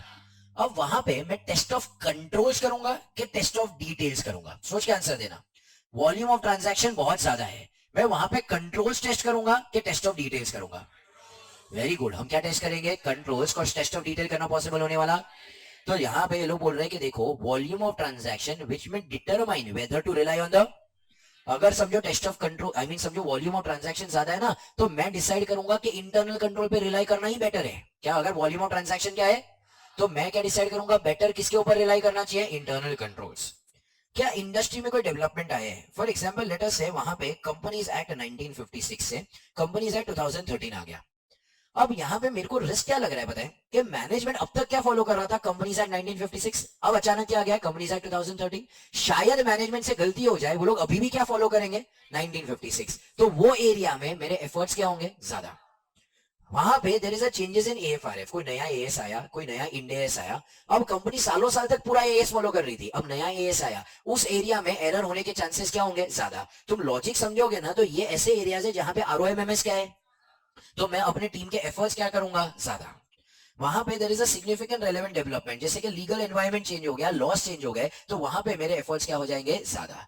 तो कौन से एरियाज है जहां पे मैं अपने टीम के एफर्ट्स ज्यादा डालूंगा, पहले जहां पे वॉल्यूम ऑफ ट्रांजैक्शन ज्यादा है, तो I may determine to rely on what, फिर उसके बाद वहां पे क्या हुआ है, फिर बाद में changes in and changes other significant development. वापस एक बार पहले क्या बोला अपन ने, तो हम किसके ऊपर रिलाई करेंगे, फिर उसके बाद इंडस्ट्रियल चेंजेस इन, और उसके बाद नेक्स्ट क्या आ जाएगा, नेक्स्ट काफी बार जब मैंने प्रिलिमिनरी एक्टिविटीज की, क्या प्रिलिमिनरी एक्टिविटीज याद है, हमारा फेज 1 सीएसआई क्या था, सीएसआई कॉम्पिटेंट है, significant matter, integrity, ethical requirements, ये सारी चीजें देख के शायद मेरे को पता चला रहेगा व्हाट इज द रिस्क, क्या व्हाट इज द, या मैंने अगर समझो सिमिलर इंडस्ट्री का पहले कभी ऑडिट किया है, फॉर एग्जाम्पल मैं ये साल अकासा का ऑडिट कर रहा हूं, पर पहले वाले साल में मैं किसका ऑडिट कर रहा था, इंडिगो का। तो मेरे को पता है वो ना कि एयरलाइन इंडस्ट्री में क्या प्रॉब्लम है, तो मैं सारे जो भी रिजल्ट्स है ऑफ द प्रीवियस ऑडिट वो ध्यान में रखूंगा, और उसको ध्यान में रखते हुए क्या बनाऊंगा, स्ट्रेटेजी। ऑल्सो मेरे को पता है कि भाई एयरलाइन इंडस्ट्री में क्या प्रॉब्लम हो सकते हैं, मैं अपने टीम को क्या बोलूंगा कि तुम्हें यहाँ पे क्या मेंटेन करना पड़ेगा, प्रोफेशनल, याद करो प्रोफेशनल स्केप्टिसिज्म क्या था, ऑडिटर इज अ अन्ना हुज ऑलवेज, समझो एयरलाइन इंडस्ट्री में मेरे को पता है डेप्रिसिएशन में प्रॉब्लम होता है, मेरे को लग रहा है कि भाई वहां पे स्टाफ के जो एक्सपेंसेस होते हैं उसमें प्रॉब्लम होता है, वीआरएस के अंदर वॉलंटरी रिटायरमेंट स्कीम में प्रॉब्लम होता है, मैं अपने टीम को बोलूंगा यहाँ पे तुम्हें अब क्या रहना पड़ेगा, स्केप्टिसिज्म रखना पड़ेगा, मतलब क्या रहना पड़ेगा, अलर्ट। लास्टली जब मैं डिसाइड कर रहा हूँ एनटी ऑफ द रिसोर्सेस, क्या डिसाइड कर रहा हूं मैं, तो मैं डिसाइड करूंगा कौन सी टीम सिलेक्ट करूं, जहां पे रिस्क ज्यादा है ना वहां पे मैं किसको लगाऊंगा, जहां पे रिस्क ज्यादा है ना वहां पे मैं बजट और टाइम दोनों क्या करूंगा, ज्यादा डिवोट करूंगा। तो मेरे को स्ट्रेटेजी बनाते वक्त देखना है सिलेक्शन ऑफ द टीम के वक्त, जहां पे रिस्क है मेरे को ये काम किसको देना चाहिए, और जहां पे रिस्क है यहाँ पे मेरे को बजट एंड टाइम क्या रखना चाहिए, ज्यादा। तो बेसिकली जब हम स्ट्रेटेजी बना रहे हैं हमें कितने फैक्टर्स का ध्यान रखना है, 5। पहले मेरे को क्या डिसाइड करना है, कैरेक्टरिस्टिक, फिर क्या असर्टेन करना है, फिर बाद में देखो कहां पे मेरे को मेरे टीम के एफर्ट्स क्या करने हैं, ज्यादा डायरेक्ट करना है, फिर बाद में प्रिलिमिनरी एंगेजमेंट एक्टिविटीज और नॉलेज और सिमिलर एंगेजमेंट से मेरे को जो पता चला है वो चीज मैं वहां पे डालूंगा, and lastly I will have to ascertain the entry of the resources. अब जब ये क्वेश्चन तुम्हें पूछा जाएगा, सिर्फ तुम्हें पूछा गया what are the factors to be consider taken into consideration by auditor for establishing strategy, तुम्हें अंदर का कंटेंट नहीं लिखना है, तुम्हें सिर्फ और सिर्फ क्या लिखना है, इसके हेड पॉइंट्स, क्या लिखने सिर्फ और सिर्फ। बट फिर भी हमने अंदर का हेड पॉइंट क्यों किया, क्योंकि सबके ऊपर इंडिविजुअल क्वेश्चन भी आए। बट अगर तुम्हें सिर्फ और सिर्फ क्या पूछा, तो if the factors to be taken into consideration asked for 4 mark, only the head points to be written, अंदर का इतना ज्यादा कंटेंट हमें दूर दूर तक लिखने की जरूरत नहीं है, तो वहां पे सिर्फ वो एक नोट लिख लो। अब नेक्स्ट वाला जो क्वेश्चन है, it is most frequently asked question, but सबसे ज्यादा रद्दी के ऊपर कंटेंट डाल के रखा है वो लोग ने। क्वेश्चन क्या है, relationship between strategy and plan. इसका एक ही पॉइंट लॉजिकल है, मतलब है थोड़े बहुत पॉइंट्स, बट लेकिन main point is point number 6। देखो ये लोग क्या बोल रहे हैं, स्ट्रेटेजी और प्लान जो है ना, ये कुछ डिस्क्रीट नहीं है या सीक्वेंशियल भी नहीं है, मतलब स्ट्रेटेजी और प्लान क्या अलग अलग बनता है, नो। क्या हुआ सीक्वेंशियल, मतलब पहले स्ट्रेटेजी फिर प्लान, ऐसा नहीं होता है, ये दोनों हैंड इन हैंड जाता है। क्या ये दोनों कैसे जाता है, मतलब अगर तुम अपने पढ़ने का प्लानिंग कर रहे हो, टाइम टेबल बना रहे हो, तो ऐसा बोलोगे चलो मैं पहला 15 मिनट बैठ के प्लान स्ट्रेटेजी बनाता हूँ, फिर 15 मिनट बैठ के वहां पे प्लान बनाता हूँ, क्या ऐसा होता है, क्या नहीं। दोनों चीजें कैसे जाती है, हैंड इन हैंड। क्या दोनों चीज कैसे जाती है, तो पढ़ो यहाँ पे से point number 6, the establishment of the and the audit detail plan are not necessarily or sequential but are closely, since changes in one may result in consequential changes to other. So यहाँ पे देखो वो introduction में लोग ने क्या डाल के रखा है, audit strategy sets the overall approach, मतलब स्ट्रेटेजी के बेसिस के ऊपर एक ओवरऑल अप्रोच बनता है। Audit plan addresses various matters identified in the strategy, तो स्ट्रेटेजी के बेसिस के ऊपर एक ओवरऑल अप्रोच बना, पर स्ट्रेटेजी में हमें जो जो प्रॉब्लम मिले वो प्रॉब्लम को एड्रेस कौन करेगा, हमारा प्लान। ठीक है, सो यहाँ पे हम क्या बोल रहे हैं कि audit strategy will set the overall approach, but audit plan क्या करेगा, एड्रेस करेगा various matters. Audit strategy determines the scope, timing and direction of audit. मतलब स्ट्रेटेजी के बेसिस के ऊपर ही सब होने वाला है। तो स्ट्रेटेजी के बेसिस के ऊपर ही हमारा क्या डिसाइड होएगा? Scope, timing and direction. Plan क्या होता है? How the strategy is going to be implemented. तो हमारा स्ट्रेटेजी को कैसे इंप्लीमेंट करना है उसके लिए हम क्या बनाते हैं? प्लान। तो पहले 3 इंट्रोडक्शन के पॉइंट्स हम लोग ने क्या बोले? Audit strategy sets the approach to the audit, whereas audit plan addresses the various matters identified in the audit strategy, determines the scope, timing and direction of audit plan, describes how the strategy is going to be. Audit plan is then the overall audit strategy. तो यहाँ पे जो plan है ये comparatively क्या होगा? Detail. Then the overall strategy that includes the nature, timing and extent of procedure. तो हमारे प्लान में सब पूरी की पूरी एंट्री लिखी होगी। क्या हमारे प्लान में क्या लिखी रहेगी? तो हमारा प्लान कंपैरेटिवली क्या होता है? ज्यादा detail. Point number 5 is repetitive, जो ऊपर बोला है वही चीज दोहराई है। Once the overall strategy has been, plan can be to address various matters identified in the overall strategy. तो यही चीज अपन ने ऊपर बोली थी। तो यहाँ बस वही चीज को इंप्लीमेंट करने के लिए हम क्या बनाएंगे? हमारा प्लान। और पॉइंट नंबर 6 में क्या बोला कि स्ट्रेटेजी और प्लान डिस्क्रीट या सीक्वेंशियल नहीं है, क्लोजली इंटर रिलेटेड है। दोनों में से एक चेंज होगा तो दूसरा भी क्या हो जाएगा? चेंज। तो यहाँ पे फ्रीक्वेंटली आस्क्ड क्वेश्चन है। 6 पॉइंट्स क्या बोले? Audit strategy sets the plan, audit strategy determines the scope, timing and audit plan describes how the strategy is going to be. Audit plan is once the plan can be developed to address the overall plan and strategy are not discrete but sequential, are closely interrelated. मेरे को बताओ ये जो पूरी जो strategy है वो कौन बनाता है? ऑडिटर बनाता है कि मैनेजमेंट बनाता है? ऑडिटर बनाएगा ना, बिकॉज़ ये स्ट्रेटेजी किसकी है? ऑडिटर। तो बस ये लोग वही बोल रहे हैं, overall strategy and plan is responsibility of the. मैं यहाँ पे चाहिए तो आई में discuss the elements of planning with the without compromising effectiveness. मतलब मैं मैनेजमेंट से डिस्कस कर सकता हूं, पर लेकिन इतना भी डिस्कस मत करो कि उनको सब कुछ पता चल जाए कि मैं क्या करने वाला हूं। तो मेरे प्लानिंग की इफेक्टिवनेस कहीं पे जानी नहीं चाहिए। क्या यहाँ तक पब्लिक को समझा? ठीक है। तो ये हमारा क्या हो गया? Question 5, question 6। Question 5 is a frequently asked question. क्या इज अ? ठीक है, तो वहां पे नोटबुक में मार्क करके रखो FAQ। सिंपल सा फाइंड है, क्या वहां पे मेरे प्लानिंग में चेंजेस हो सकते हैं? यस। अगर कोई अनएक्सपेक्टेड इवेंट आया, समझो फॉर एग्जांपल कंपनी, एक फार्मा कंपनी थी, उसके ऊपर भाई केस हो गया कि ये जो तुम दवाई बेच रहे हो उसके पेटेंट तुम्हारे पास है ही नहीं। ये अनएक्सपेक्टेड इवेंट आया जिसके वजह से शायद गोइंग कंसर्न पे इंपैक्ट आएगा। किसके ऊपर इंपैक्ट आएगा? तो ऐसा अनएक्सपेक्टेड इवेंट आया, क्या मेरी प्लानिंग चेंज हो जाएगी? यस। चेंजेस हो गए कोई, ठीक है, फॉर एग्जांपल लेट अस से कंपनी एक अनलिस्टेड कंपनी थी, अब लिस्टेड हो गई। कंपनी पहले एक पार्टनरशिप थी, अब क्या हो गई है? Private limited. तो चेंजेस हुए, तो क्या मेरी प्लानिंग चेंज होगी? यस। फिर बाद में हमें कोई नया एविडेंस मिला, हमें मिसस्टेटमेंट मिले, तो शायद हमें रिस्क क्या लग रहा है? ज्यादा। तो मेरी प्लानिंग क्या हो जाएगी? Change. Information comes to the auditor's attention that differs significantly from the information available when the auditor planned the audit procedure. तो हमने जब प्लानिंग किया था तब जो इन्फॉर्मेशन थी और अब जो इन्फॉर्मेशन है दोनों डिफर कर रही है, तो मेरी प्लानिंग क्या हो जाएगी? चेंज। तो ये 4 केसेस में मेरी प्लानिंग क्या हो सकती है? चेंज। कौन से 4 केसेस है? पहला क्या आ रहा है? सेकेंड क्या होएगा? फिर थर्ड, फिर उसके बाद that differs significantly from the information available when the auditor। क्या यहां तक पब्लिक को समझा? ठीक। सो question number 8 is a frequently asked question. अब ये लोग क्या बोल रहे हैं? हमें हमारी टीम का काम को कितना डायरेक्शन देना चाहिए, हमें हमारी टीम का कितना काम रिव्यू करना चाहिए, उनका काम कितना सुपरवाइज करना चाहिए। वापस एक बार, क्या उनका काम कितना डायरेक्ट करना चाहिए? मतलब मैं उसको कितना डायरेक्शन दूं कि कैसे ऑडिट करना है, मैं उसका काम कितना सुपरवाइज करूं, मैं उसका काम कितना रिव्यू करूं। किसके ऊपर डिपेंड करेगा? DRS के ऊपर। किसके ऊपर डिपेंड करेगा? मतलब फॉर एग्जाम्पल देखो, समझो तुम घर पे खाना बना रहे हो, अब तुम्हारे मम्मी तुमको कितना डायरेक्शन दे, कितना सुपरवाइज करे, कितना रिव्यू करे, किसके ऊपर डिपेंड करेगा? कि तू कितना कंपिटेंट है। क्या तेरे को खाना बनाना आता है? तूने आज से पहले कभी लाइफ में खाना बनाया है? अब मेरी मम्मी को डर लग रहा है कि भाई तेरे को गैस भी जलाना आता नहीं है, घर के बदले भाई गैस के बदले पूरा घर जला देगा। तो मम्मी का डायरेक्शन क्या होगा? ज्यादा। मम्मी का सुपरविजन क्या होगा? ज्यादा। मम्मी का वहां पे रिव्यू क्या होगा? ज्यादा। पर अगर तेरे को खाना बनाना आता हो, फॉर एग्जाम्पल, आता तो नहीं है पर लेकिन फॉर एग्जाम्पल अगर आता हो, तो मम्मी का डायरेक्शन क्या हो जाएगा? कम। मम्मी का सुपरविजन क्या हो जाएगा? कम। मम्मी का रिव्यू क्या हो जाएगा? कम। मतलब फॉर एग्जाम्पल माइक्रोवेव में भाई पानी गर्म करना है, वो तेरे को आता है, ठीक है, तो यहाँ पे मम्मी का तेरे ऊपर डायरेक्शन क्या हो जाएगा? कम। सुपरविजन क्या हो जाएगा? कम। रिव्यू क्या हो जाएगा? कम। पर लेकिन अपनी मम्मी को लगता है अपन इनकम्पिटेंट है, तो उसमें भी मम्मी थोड़ा थोड़ा टिप्पणी देती रहेगी। सो कंपेरेटिवली DRS क्या हो जाएगा? कम। वैसे ही अब यहाँ पे समझो मेरे आर्टिकल असिस्टेंट, मेरे टीम मेंबर्स ऑडिट करने जा रहे हैं, मैं कितना डायरेक्शन दूं, सुपरवाइज करूं, रिव्यू करूं, किसके ऊपर डिपेंड करेगा? कार्स के ऊपर। किसके ऊपर?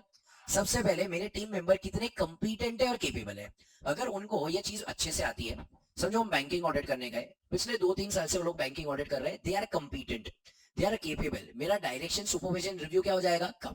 बट अगर फॉर एग्जाम्पल वो लोग कम्पिटेंट नहीं है तो मेरा डायरेक्शन सुपरविजन एंड रिव्यू क्या हो जाएगा, ज्यादा। फिर उसके बाद what is the area of the audit, क्या व्हाट इज द, मतलब फॉर एग्जाम्पल लेट अस से, समझो वो जो एरिया है एकदम सिग्निफिकेंट एरिया है, क्या एरिया क्या है, तो मेरे को बताओ वहां पे डायरेक्शन सुपरविजन एंड रिव्यू क्या होगा, ज्यादा होगा क्या कम होगा। फिर उसके बाद वहां पे रिस्क ज्यादा है, क्या वहां पे, मेरे को बताओ डायरेक्शन रिव्यू एंड सुपरविजन ज्यादा होगा क्या कम होगा। फिर उसके बाद वहां पे जो साइज एंड कॉम्प्लेक्सिटी है ज्यादा है, मेरे को बताओ डायरेक्शन रिव्यू एंड सुपरविजन ज्यादा होगा क्या कम होगा। तो यहाँ पे मैं कितना काम डायरेक्ट करूं, कितना रिव्यू करूं, कितना सुपरवाइज करूं, किसके ऊपर डिपेंड करेगा, कार्स के ऊपर। किसके ऊपर डिपेंड करेगा, क्या होता है कार्स, सी से क्या होता है, फिर ए से क्या होता है, आर से क्या होएगा, और एस से क्या हो जाएगा।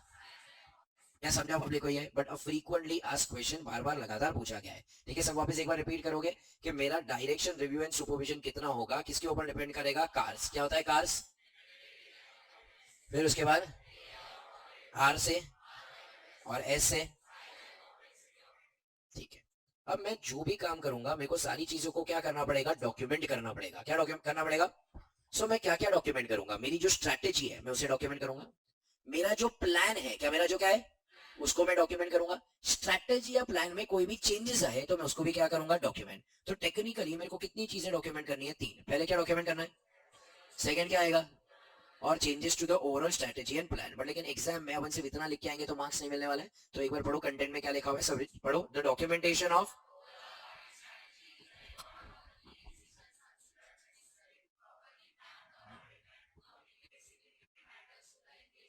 फिर उसके बाद the documentation of,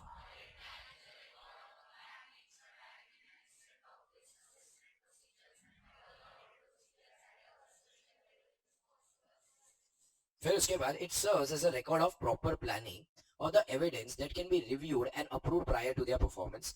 The auditor may use standard audit program or audit completion checklist tailored as needed to reflect particular engagement circumstances. याद करो, मैंने तुम्हें जब डॉक्यूमेंटेशन पढ़ रहे थे याद है, ऑडिट प्रोग्राम का एक फॉर्मेट बताया था आईसीआई का, ऑडिट चेकलिस्ट का, तो वो स्टैंडर्ड फॉर्मेट यूज कर सकते हैं, या तो हम उसमें थोड़ा बहुत चीजें क्या कर सकते हैं, चेंज अपने नीड्स के हिसाब से। लास्टली हमारा क्या आ जाएगा, record of to the overall strategy and the plan, resulting to the changes to the plan, nature, timing and extent of, explains why significant changes were made and the overall strategy and the audit plan finally adopted. It reflects the appropriate response to the significant changes during the audit. तो basically अगर देखोगे तो 3 चीजें document करनी है, पहला क्या आएगा ओवरऑल, दूसरा क्या आएगा, और फिर क्या आएगा। यहाँ पे अपन ने 2 क्वेश्चन पढ़े, पहला क्या पढ़ा अपन ने, एनटीए ऑफ किस किस के ऊपर डिपेंड करेगा, कार, सी से क्या होता है अपना, ए से क्या होता है, आर से क्या होता है, एस से क्या होता है। फिर मेरे को यही 3 चीजों को क्या कर देना पड़ेगा, डॉक्यूमेंट, मेरा स्ट्रैटेजी, मेरा प्लान और मेरा चेंजेस। क्या यहाँ तक समझा सबको। देखो इसके साथ है ना हमारा क्या होता है, बताए चैप्टर का नाम क्या था, audit strategy planning and programming. हमारा ऑडिट स्ट्रैटेजी और प्लानिंग कंप्लीट हो गया, अब हमारा क्या बाकी रहेगा, programme. So moving ahead with what is a audit programme. So audit programme में याद करो, मैंने अगर तुम्हें याद हो तो ऐसा अपन एक देखा था। देखो अब यहाँ पे this is a checklist related to what. So यहाँ पे फॉर एग्जांपल पहला वाला क्लॉज किससे रिलेट करता है, प्रॉपर्टी प्लान इक्विपमेंट। तो whether the company is maintaining proper records of full particulars showing the quantitative details. याद है पहला वाला क्या था, क्वांटिटेटिव। तो अब वहां पे देखो हमें क्या क्या देखना है, whether the records of property plan equipment maintain showing the following particulars. तो sufficient description of distinguishing numbers, purchase agreement, documents. फिर क्लासिफिकेशन, लोकेशन, मतलब ये समझो फॉर एग्जांपल प्रोजेक्टर है तो कितने प्रोजेक्टर है, फॉर एग्जांपल लेट अस से 25 प्रोजेक्टर है, पर ये कौन सा प्रोजेक्टर कौन से लोकेशन पे वो भी होना चाहिए। क्वांटिटी, ओरिजिनल कॉस्ट क्या था, ईयर ऑफ परचेज क्या है, date of available for use, उसका रेसिडुअल वैल्यू क्या है, डेट ऑफ रिवैल्यूएशन। तो हम ये सारी चीजों को वहां पे क्या करेंगे, चेक करेंगे। तो ये हमारा एक ऑडिट प्रोग्राम होता है, क्या होता है अपना एक ऑडिट प्रोग्राम होता है, जहां पे हम सारी चीजों के लिए एक पूरी चेकलिस्ट बना के रखा है। ये एक एग्जांपल है, this is extract of the sample audit programme pertaining to what, sales. तो वहां पे ऊपर पहले क्या लिखा जाता है, नेम ऑफ द कंसर्न। फिर उसके बाद क्या लिखा जाता है, फाइनेंशियल ईयर, किसने प्रिपेयर किया है, किसने रिव्यू किया है, किसने अप्रूव किया है। फिर हम अलग अलग ऑडिट प्रोसीजर्स लिखते हैं। फॉर एग्जांपल लेट अस से अपने को परचेज सॉरी सेल्स चेक करना है, तो मैं वहां पे पहली प्रोसीजर क्या लिखी हुई है, वाउचर फ्यू सेल्स इनवॉइस। क्या voucher, from copies available in the record of the concern. मतलब कंसर्न जो कंपनी है उसके पास क्या रहेगा, एक सेल्स रजिस्टर रहेगा, उसके साथ सेल्स के वाउचर्स होंगे। क्या होंगे, सेल्स के तो ये दोनों को एक बार क्या करो, चेक करो। Second, trace the invoices into the accounts of the books of the concern, मतलब जितने भी इनवॉइसेस है हर एक की बुक्स के अंदर एंट्री पास की गई है कि नहीं की गई है। तीसरा, हर एक के ई वे बिल जनरेट किए गए कि नहीं, ये तुमने जीएसटी में पढ़ा रहेगा। तो जितने भी सेल्स है अब मैं उसको किसके साथ कंपेयर करूंगा, ई वे बिल्स के साथ। फिर उसके बाद अगर समझो सेल्स किया है तो मेरे स्टॉक में से ये क्वांटिटी क्या हो जानी चाहिए, कम। तो अब मैं इसको किसके साथ कंपेयर कर रहा हूँ, स्टॉक रजिस्टर के साथ। लास्टली मैं क्या करूंगा, जो सेल्स हुआ है एक एंट्री सेल्स में जाएगी, दूसरी एंट्री किधर जाएगी, डेटर के अकाउंट में, बायर के अकाउंट में। तो मैं देखूंगा बायर के अकाउंट में भी एंट्री बराबर हुई है कि नहीं। तो ये मेरी प्रोसीजर्स है जो मैंने लिख के दे दिए कि ये प्रोसीजर्स परफॉर्म करनी है। एक्सटेंट ऑफ चेकिंग में मतलब हम लिख देंगे कि what should be the sample size. Basis of sample लिख लिया कि भाई what should be the sample method, and वहां पे लिख देना है कि किससे करना है। ये हमारा एक ऑडिट प्रोग्राम होता है। क्या होता है हमारा ये ऑडिट प्रोग्राम। सो अब अगर हम ऑडिट प्रोग्राम का डेफिनेशन पढ़े तो what is the definition, an audit programme consist of series of, तो अगर हमने जो अभी पढ़ा वहां पे सीरीज ऑफ वेरिफिकेशन प्रोसीजर्स थी, 5 प्रोसीजर्स थी जो हमें परफॉर्म करनी थी। तो it is a series of verification procedures to be applied to the financial statement and accounts of a given entity for the purpose of obtaining what sufficient evidence to enable the auditor to express an informed opinion on the financial statement. इसे हम क्या कहते हैं, audit program. क्या कहते हैं हम इसे, वापस एक बार डेफिनेशन रीड करोगे, an audit programme consist of to be applied to the financial statement and account of a given entity for the purpose of obtaining the auditor to express an informed opinion on the. अब there are certain features of the audit programme. सबसे पहला feature ये है कि देखो one programme can not be applicable to all. मतलब अगर समझो एक एयरलाइन इंडस्ट्री का ऑडिट प्रोग्राम है, समझो अकासा एयरलाइंस का अगर हमारे पास ऑडिट प्रोग्राम है, क्या वो सेम चीज हम पीवीआर सिनेमास में या आइनॉक्स में लगा सकते हैं क्या, नहीं। तो जैसे एयरलाइन का ऑडिट करते हैं उसी तरीके से हम सिनेमा का ऑडिट कर सकते हैं। चलो फॉरगेट अबाउट डिफरेंट इंडस्ट्री, अगर मेरे पास अकासा एयरलाइन का हमारा ऑडिट प्रोग्राम है, क्या मैं वो सेम ऑडिट प्रोग्राम इंडिगो में लगा सकता हूँ, नहीं। किसी अकासा और इंडिगो भी कंपैरेटिवली क्या होगी, अलग, वहां के अंदर के ट्रांजैक्शंस भी क्या होंगे, अलग। तो मैं एक ऑडिट प्रोग्राम सबके लिए यूज कर सकता हूँ क्या, नहीं। तो वो लोग बोल रहे हैं इवॉल्विंग वन प्रोग्राम, क्या इवॉल्विंग इज नॉट पॉसिबल, कि तुम्हें एक कॉमन प्रोग्राम बना के दो और फिर तुम्हारे जितने भी क्लाइंट है सब जगह पे सेम प्रोग्राम लगाओ, क्या ये पॉसिबल होने वाला है क्या, नहीं। सेकेंडली, जो भी हमारे असिस्टेंट्स होंगे हमें उनको बोलना पड़ेगा to keep an open mind. क्या टू कीप एन, जितना वहां पे प्रोग्राम में लिखा गया है सिर्फ आंख बंद करके वो करेंगे क्या, नहीं। I give you real life example. जब मैं आर्टिकल असिस्टेंट था, हम लोग एक मॉल का ऑडिट करने जाते थे। अब मॉल में है ना, ग्राउंड फ्लोर पे किड्स वेयर था, फर्स्ट फ्लोर पे विमेंस वेयर था, सेकंड फ्लोर पे मेंस वेयर, थर्ड फ्लोर पे ग्रोसरी डिपार्टमेंट और फोर्थ फ्लोर पे अकाउंट्स डिपार्टमेंट था। तो हम सबको अपना अपना काम दे दिया गया था ऑडिट प्रोग्राम में कि भाई कौन किसका क्या काम करेगा, हम सब काम कर रहे थे। अब उसके बाद एवरीडे लंच के बाद है ना, लंच करने को लगता है आधा घंटा, पर हम आराम से एज आर्टिकल असिस्टेंट 1.5 घंटे का लंच टाइम एंजॉय करते थे। ठीक है, आधा घंटा खाने का, फिर आधा घंटा है ना, बीइंग गुजराती हमको छाछ बहुत पसंद थी, तो खाने के बाद हम छाछ पीने जाते थे रोज। तो एक दिन है ना हम छाछ पी रहे थे, उधर ही थर्ड फ्लोर पे जो ग्रोसरी डिपार्टमेंट है वहीं पे छाछ और सारी चीजें थी, तो हम लोग ने वहां पे हम छाछ पी रहे थे। अब छाछ पीते पीते हम सोचने लगे कि भाई देखो छाछ में कितना ग्रॉस प्रॉफिट होता होगा। ठीक है, हम सोचे कि भाई देखो बाकी सब कपड़े में ग्रॉस प्रॉफिट तो ठीक है, छाछ बनाने में लगता है 1-2 रुपया, और ये लोग यही सेम चीज को बेचते कितने में, 10 रुपए में, तो कितना ग्रॉस प्रॉफिट होता रहेगा। तो हम सोचे कि क्यों इतना दिमाग लगा रहे हैं, हम खुद ही तो ऑडिटर्स है इस कंपनी के, अपने सबके पास रेशियो की फाइल्स होती है ना, रेशियो एनालिसिस। तो हमने सोचा रेशियो की फाइल निकालते पता चल जाएगा। हमने एक दूसरे को पूछा कि बता भाई कौन ऑडिट कर रहा है इस डिपार्टमेंट का।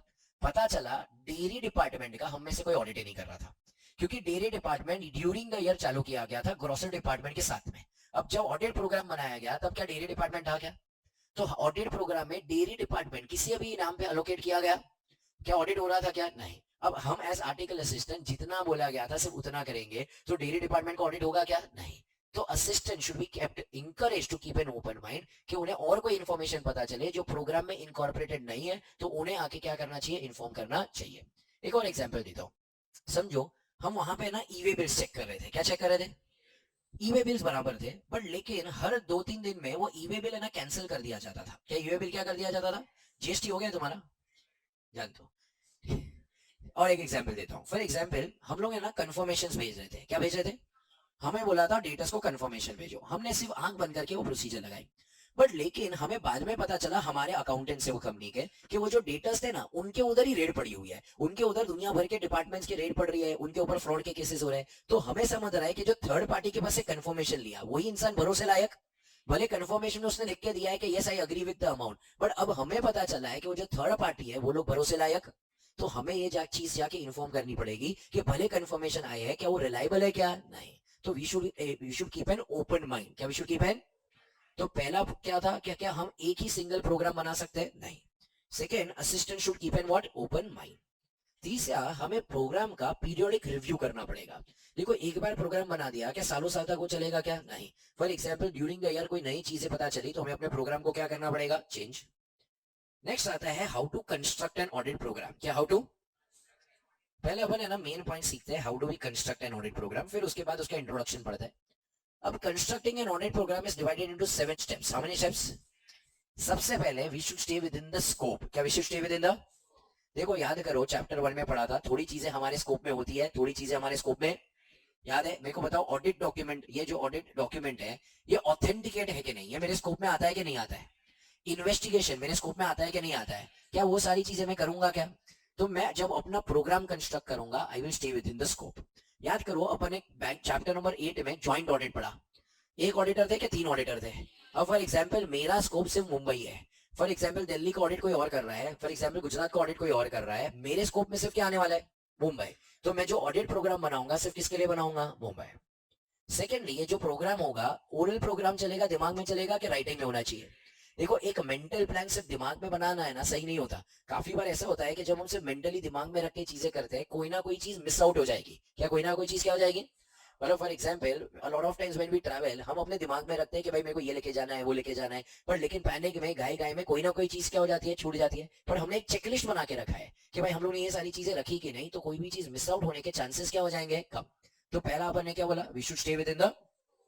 सेकेंड हम लोग ने क्या बोला? क्या बनाना चाहिए? अब एक ही चीज के लिए हमारे पास काफी बार मल्टीपल एविडेंस होंगे। समझो स्टॉक थर्ड पार्टी के पास पड़ा है, किसके पास पड़ा हुआ है? अब मेरे को बताओ क्या क्या एविडेंस हो सकता है? स्टॉक थर्ड पार्टी के पास है तो क्या कर सकता है? स्टॉक हमारे पास नहीं है, किसी थर्ड पार्टी के पास है। लेट अस से समझो कंसाइनमेंट के ऊपर दिया हुआ है, स्टॉक क्लाइंट के गोडाउन में है कि कंसाइनर के गोडाउन में है? अब हम किस तरीके से एविडेंस लिख सकते हैं? वेरी गुड, हम क्या भेज सकते हैं? External confirmation. दूसरा, हम मैनेजमेंट के पास से रिटर्न रिप्रेजेंटेशन ले सकते हैं। क्या ले सकते हैं? ठीक है, पढ़ेंगे अपन चैप्टर 7 में। जब भी मैनेजमेंट कोई चीज लिखित में देता है, क्या जब भी मैनेजमेंट कोई चीज, उसे हम क्या कहते हैं? Written representation. दो चीजें, एक एक्सटर्नल कंफर्मेशन, रिटर्न रिप्रेजेंटेशन। ज्यादा रिलायबल क्या होगा पता है? External confirmation. क्यों? बिकॉज वहां पे है ना रिलायबिलिटी ज्यादा है, बिकॉज एक्सटर्नल सोर्सेज है। मैनेजमेंट के ऊपर रिलायबिलिटी क्या होगी? कम। तो काफी बार एक ही चीज के लिए एक एविडेंस होगा कि मल्टीपल एविडेंस होंगे।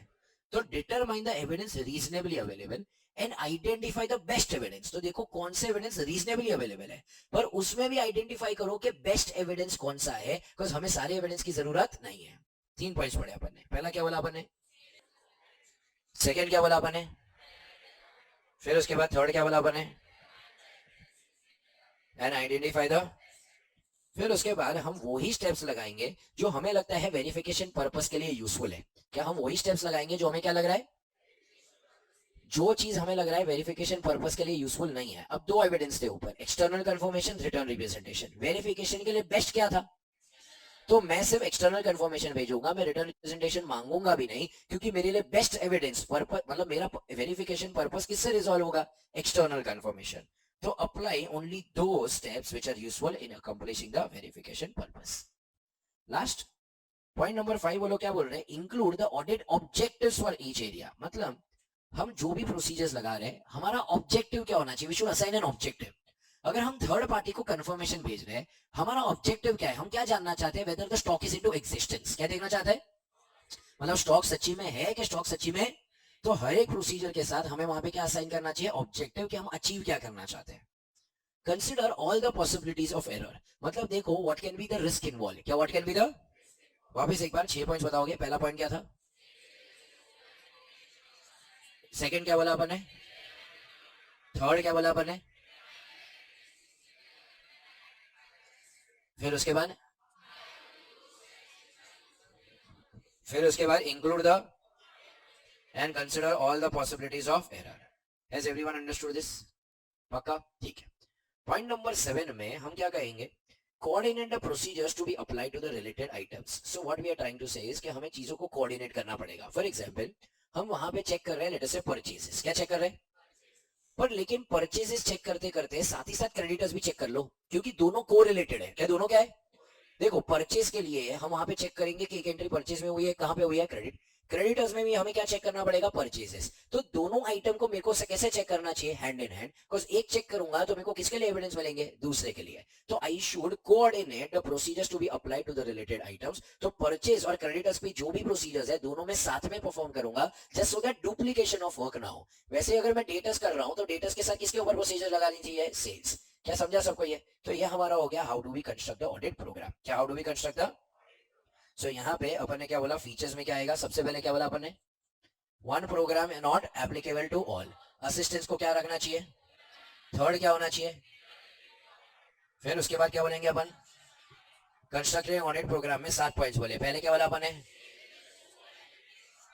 फिर उसके बाद नेक्स्ट क्या आएगा, फिर उसके बाद नेक्स्ट क्या आएगा,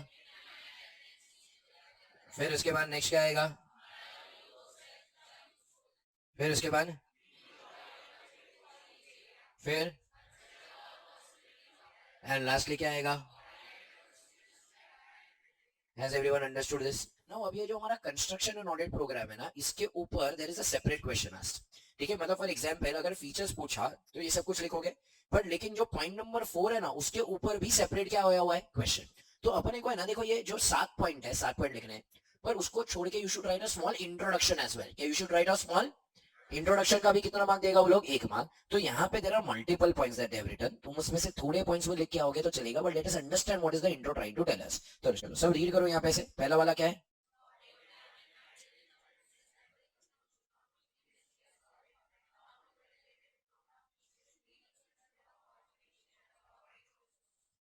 वापस एक बार, the planning ideally commences at the conclusion of the, along with the related program it should be considered for। तो यहाँ पे प्लानिंग पहले वाले ऑडिट समाप्त होने पे शुरू हो जाता है, but we should consider it for modification, कि कोई नई चीजें पता चली तो शायद हमारा प्लानिंग क्या हो जाएगा, change. Next, while developing an audit program auditor may conclude that relying on is effective and efficient way to conduct audit। what they are trying to say, देखो जब भी है ना वॉल्यूम ऑफ ट्रांजैक्शन ज्यादा होगा, क्या, जब वॉल्यूम ऑफ, मेरे को बताओ हमें टेस्ट ऑफ कंट्रोल ज्यादा करना चाहिए कि टेस्ट ऑफ डिटेल ज्यादा करना चाहिए। वापस एक बार मेरा क्वेश्चन सुनो, वॉल्यूम ऑफ ट्रांजैक्शन ज्यादा है, मतलब हमारा बहुत ज्यादा ट्रांजैक्शन हो रहा है, मेरे को टेस्ट ऑफ कंट्रोल्स करना चाहिए कि टेस्ट ऑफ डिटेल्स करना चाहिए। कितने लोग कह रहे टेस्ट ऑफ कंट्रोल्स करना चाहिए, कितने लोग कह रहे टेस्ट ऑफ डिटेल्स करना चाहिए। Very good, test of controls करेंगे क्योंकि इतना वॉल्यूम ऑफ ट्रांजैक्शन है, डिटेल में चेक कर पाएंगे नहीं। अब वापस एक बार ये पॉइंट पढ़ो, while developing an auditor may relying on, ठीक है। सो ये कब होगा पता है, when there is large volume of data. क्या, व्हेन देयर इज, तो लार्ज वॉल्यूम ऑफ डेटा है तो वहां पे शायद ऑडिटर क्या करेगा, डिसाइड करेगा टेस्ट ऑफ कंट्रोल ज्यादा करता हूं, टेस्ट ऑफ डिटेल्स क्या करता हूं, कम। फिर उसके बाद however auditor may decide not to rely on the internal controls when there are other more efficient ways of obtaining साई। तो उसे लग रहा है कि टेस्ट ऑफ कंट्रोल्स के बदले कोई और प्रोसीजर्स लगा के उसे साई मिल जाएगा, तो कंट्रोल्स के बदले उसे क्या लगानी चाहिए, दूसरी प्रोसीजर्स। अब टाइमिंग ऑफ प्रोसीजर्स जो है ना, वहां पे यूजुअली फ्लेक्सिबिलिटी होती है। क्या होती है यूजुअली, तो auditor should consider the timing of the procedures, coordination of the procedure, availability of the assistant, and involvement of other auditors or experts। तो उसे 4 चीजें ध्यान रखनी चाहिए। टाइमिंग क्या होगी प्रोसीजर्स की, कोऑर्डिनेशन करना होगा विद द असिस्टेंट्स, क्या अवेलेबिलिटी ऑफ असिस्टेंट्स है, क्या दूसरे ऑडिटर्स अवेलेबल है और एक्सपर्ट्स अवेलेबल है। यूजुअली उसके पास क्या होती है, फ्लेक्सिबिलिटी। फॉर एग्जाम्पल मैं डेटर्स को कंफर्मेशन कब भेजना चाहता हूँ, मेरे ऊपर है ना, मैं आज भेजू, कल भेजू, एक हफ्ते बाद भेजू, तो I usually have a flexibility. पर थोड़ी ऐसी चीजें जहां पे मेरे पास फ्लेक्सिबिलिटी नहीं है, जैसे कि इन्वेंट्री के ऊपर मैं कभी भी प्रोसीजर लगा सकता हूँ कि 31 मार्च के आसपास करना पड़ेगा। तो यहाँ पे लोग बोल रहे हैं in some cases auditor have no discretion as to the timing, for example taking off और verifying the securities and cash balance. तो कैश बैलेंस और इन्वेंट्री तो मेरे को कब चेक करना पड़ेगा, 31 ऑफ मार्च। फिर उसके बाद वो लोग ने बोला है कि जब हम ऑडिट प्रोग्राम कंस्ट्रक्ट करेंगे हमें ये 7 पॉइंट्स को ध्यान में रखना चाहिए। कौन से 7 पॉइंट्स है, वापस एक बार सब बताओगे। सेकंड क्या हो जाएगा, फिर उसके बाद डिटरमाइन द, फिर apply only those test which are useful in, फिर include the audit objective for each area, consider all the possibilities of error, coordinate the procedures to be applied to the related items. Has everyone understood this. ये हमारा क्या हो गया, how do we construct a audit programme. So हम लोग ने यहाँ पे ऑडिट प्रोग्राम में पहले क्या पढ़ा, सिर्फ फीचर्स। क्या पढ़ा बने, अब हमारे क्या आते हैं, एडवांटेजेस। क्या आते हैं हमारे नेक्स्ट, कि ये ऑडिट प्रोग्राम बनाने के एडवांटेजेस क्या है। ये क्वेश्चन नंबर 11 को तुम एक बार सिर्फ आर मार्क कर दो, आर मतलब रीड, ठीक है। अपन एडवांटेजेस और डिसएडवांटेजेस करने के बाद एक बार उसको रीड कर लेंगे। Firstly let us complete the FAQs. Advantages and disadvantages are frequently asked question, that is are what. Now what are the advantages. देखो ऑडिट प्रोग्राम बनाने का फायदा क्या होता है। ऑडिट प्रोग्राम बनाने का ये फायदा हुआ कि जो भी मेरा असिस्टेंट ऑडिट करने गया ना, उसको क्लियर सेट ऑफ इंस्ट्रक्शंस मिले। क्या मिले उसको? मतलब फॉर एग्जाम्पल याद है ऑडिट सेल्स का अपने वो प्रोग्राम बना के रखा था। अब मेरे टीम को, मेरा असिस्टेंट को उसको एग्जैक्टली पता चला कौन सी 5 प्रोसीजर परफॉर्म करनी है, मेरा सैंपल साइज क्या होगा, सैंपल मेथड क्या होगा, तो उसको अपना कुछ भी दिमाग लगाने की जरूरत नहीं है। तो पहला एडवांटेज क्या है, it provides a clear total and a clear set of instruction. Secondly हमें पता चलेगा what is the total perspective of the work to be perform. मतलब मैं जो प्रोग्राम बनाता हूँ एक आइटम के लिए बनाऊंगा कि हर एक आइटम के लिए बनाऊंगा। मतलब मेरी जो चेकलिस्ट है वो सिर्फ सेल्स के लिए बनेगी कि हर एक के लिए बनेगी। मैं परचेज के लिए बनाऊंगा, सेल्स के लिए बनाऊंगा, अदर इनकम के लिए बनाऊंगा। इससे ना मेरे को एग्जैक्टली पता चलेगा कि मेरे को टोटल काम कितना करना है। समझो तुम अपने पढ़ने का टाइम टेबल बना रहे, तुमने डिसाइड किया कि मैं ऑडिट 10 दिन में खत्म करने वाला हूँ फॉर एग्जाम्पल, ठीक है। सो यहाँ पे तुमने डिसाइड किया 10 दिन में खत्म करने वाला हूं, बट तुमने ये भी देखा कि तुम्हें टोटल हर एक चैप्टर के लिए कितना टाइम चाहिए। For example you came to a conclusion कि तुम्हें 100 आवर्स चाहिए। कितने आवर्स चाहिए? नाउ यू हैव डिसाइडेड कि कितने दिन में खत्म करना है। तो समझ जाएगा कि भाई तूने ऑन एन एवरेज कितना घंटा पढ़ना पड़ेगा। तो it is giving you a total perspective कि कितने नंबर ऑफ आवर्स पढ़ना पड़ेगा, तब जाके ये टॉपिक क्या हो पाएगा, कंप्लीट। सेकेंडली मेरे को सिलेक्शन ऑफ असिस्टेंट के लिए काम लगेगा। अब मेरे को पता है कि यहाँ पे ये एक एरिया ऐसा है जहाँ पे हाई रिस्क है, ये एक एरिया ऐसा है जो कॉम्प्लेक्स है। मैं वहां पे एक नया आर्टिकल असिस्टेंट को दूंगा कि एक्सपीरियंस टीम मेंबर को दूंगा। यहाँ पे प्रोग्राम जो होना चाहिए, याद करो कंस्ट्रक्शन में अपन ने बोला था ये एक रिटर्न प्रोग्राम होना चाहिए। कैसा होना चाहिए? मैंने बोला था अगर एक ओरल प्रोग्राम होगा, दिमाग के अंदर होगा, एक मेंटल प्लान होगा, काफी सारी चीजें मिस आउट कर दोगे। क्या काफी चीजें क्या कर दोगे?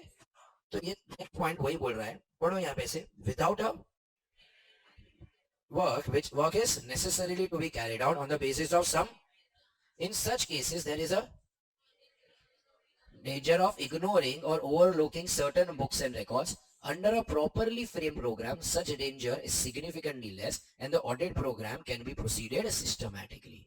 Has everyone understood this? अब यहाँ पे ऑडिट प्रोग्राम जो होता है वहां पे अपन ने ऊपर लिखा था, याद है किसने प्रिपेयर किया, किसने रिव्यू किया। वहां पे वो लोग अपनी इनिशियल करते हैं, साइन करते हैं। क्या करते हैं वहां पे? अपनी साइन करते हैं। Let me show you a checklist. समझो ये हमारा चेकलिस्ट है। तो जैसे ही हमारी प्रोसीजर्स हो गई ना, वहां पे नीचे क्या कर दिया जाएगा, साइन कर दिया जाएगा। क्या कर दिया जाएगा? सो वी नो कि कौन से इंसान ने ये किया हुआ है, तो we know which person is responsible. तो यहाँ पे प्रोग्राम साइन करने की वजह से देयर इज अ रिस्पॉन्सिबिलिटी। क्या there is a, we know who is responsible. ठीक है। सो अपन ने सबसे पहले क्या बोला, अपन ने क्या बोला, it will give a total and a clear set of instruction. फिर हमें क्या मिलेगा, टोटल पर्सपेक्टिव। हमें किसके लिए हेल्प करेगा? एक मेंटल प्लान होगा तो शायद हम काफी चीजों को क्या कर देंगे, ओवरलुक। सिग्नेचर की वजह से हम क्या कर पाएंगे, डिसाइड कर पाएंगे रिस्पॉन्सिबिलिटी। हम पूरा जो प्रोग्राम चल रहा है उसको कंट्रोल कर पाएंगे, हम एक प्रोग्रेस देख पाएंगे। अब हमारा जो ऑडिट प्रोग्राम होता है वहां पे हम क्या करेंगे, जो भी काम किया गया है वहां पे एट द एंड, वहां पे हम एक क्या कर देंगे, एक कॉलम डाल देंगे जहां पे अपन ने लिखा रहेगा कि what is the status of the work. तो हम लोग ने सारा काम अलोकेट किया है। काम अलोकेट करने के बाद यहाँ पे हम क्या कर देंगे, एक कॉलम डाल देंगे। कॉलम का नाम क्या होगा, स्टेटस। क्या कॉलम का नाम क्या होगा? अब स्टेटस में for example current asset mister D करने वाला था, रिव्यू कौन करने वाला था, टी। तो यहाँ पे क्या लिखा रहेगा कि whether the work is done और नॉट, तो यहाँ पे डन आ जाएगा। समझो प्रॉपर्टी का काम बाकी है तो यहाँ पे क्या आ जाएगा, pending. For example let us से कैपिटल वर्क इन प्रोग्रेस चालू कर दिया देखना, तो यहाँ पे क्या लिख के आ जाएगा, वर्क इन प्रोग्रेस। अब मैं क्या कर सकता हूँ, वहां पे एक्सेल शीट में फिल्टर डाल के देख सकता हूँ कि कितना काम कंप्लीटेड है, कितना काम पेंडिंग है, कितना काम वर्क इन प्रोग्रेस है। तो I can keep a control over the progress of the work. So I will always no कि कितना काम हो गया है और कितना काम हमारा बाकी है। फिर it will serve as a guide for the succeeding year. ये साल का प्रोग्राम हमें काम लगेगा नेक्स्ट ईयर। याद करो ये ऑडिट डॉक्यूमेंटेशन में पढ़ा था। अगर मैं ये साल को ऑडिट करने जा रहा हूं, मैं पहले वाले साल का प्रोग्राम देखूंगा ये देखने के लिए कि लास्ट ईयर क्या क्या गलतियां आई थी। पर मेरा ये साल का प्रोग्राम मेरे को कब काम लगेगा, नेक्स्ट ईयर। कब काम लगेगा मेरे को? It serves as a evidence. कल किसी दिन जाके किसी ने हमारे ऊपर उंगली उठाई कि तुमने अपना काम पूरी शिद्दत से किया हुआ, हम अपना ऑडिट प्रोग्राम बता के प्रूव कर सकते हैं कि मैंने अपना काम पूरी शिद्दत से किया है। तो ये हमारे क्या हो गए, एडवांटेजेस। क्या हो गए हमारे ये? तो देयर आर 8 एडवांटेजेस। पहला एडवांटेज क्या है, सेकंड क्या हो जाएगा, थर्ड क्या आएगा, फिर वापस एक बार पहले 3 बोलो, क्लियर, फिर selection of, in case of a there is a risk of overlooking certain books and, फिर by putting a assistant accepts the responsibility for the, फिर principal can, फिर उसके बाद guide for the and serves as a, वापस एक बार advantages अपन ने क्या बोले, सेकेंड, फिर फिर फिर उसके बाद, फिर उसके बाद,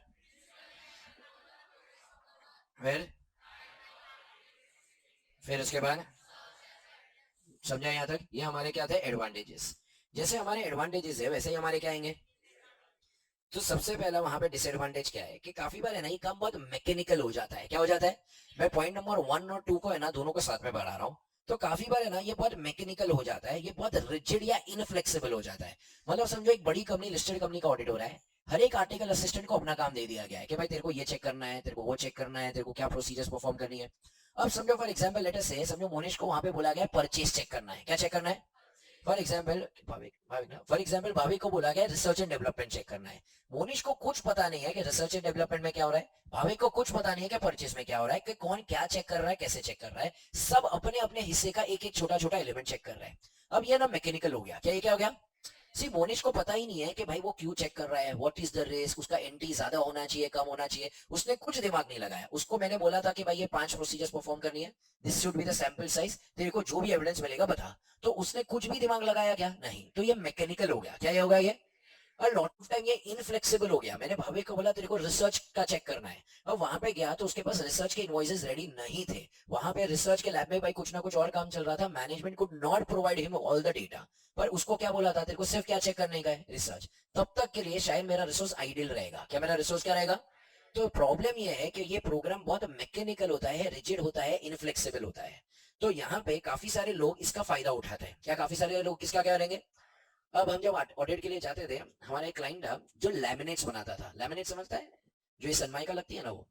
तो उसका टर्नओवर अराउंड 300-400 करोड़ हुआ करता था। उसने ना लास्ट ईयर में बहुत एडवर्टाइजमेंट की थी। मुंबई बेस्ड क्लाइंट था।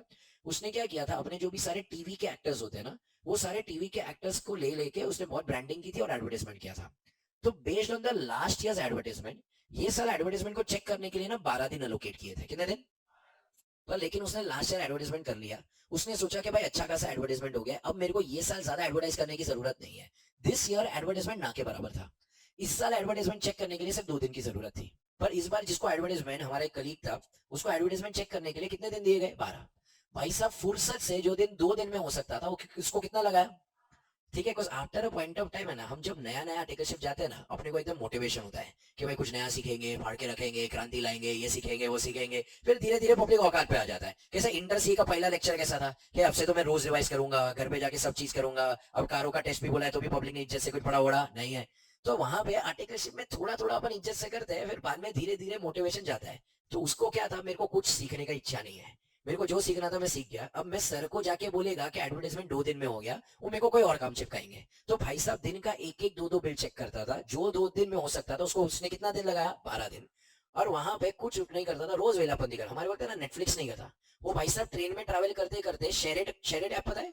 शेयरेट से आजू बाजू वाले लोग, अंकल आंटी जो भी मूवी देखते थे ना भाई, सब लेके आता था। उसको गुजराती मिला तो गुजराती, ठीक है भाई, टॉलीवुड मिला तो टॉलीवुड, बॉलीवुड तो बॉलीवुड, कोई भी रोज आके एक एक मूवी वहां पे बैठ के देखता था। पर कुछ भी ढंग से ज्यादा काम करता था क्या? नहीं।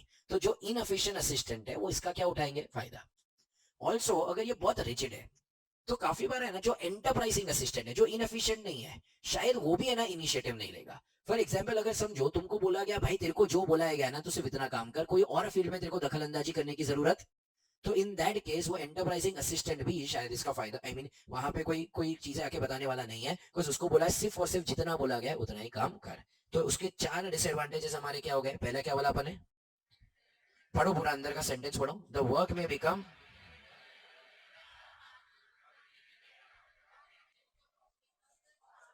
The programme often tends to become inflexible, sets the group.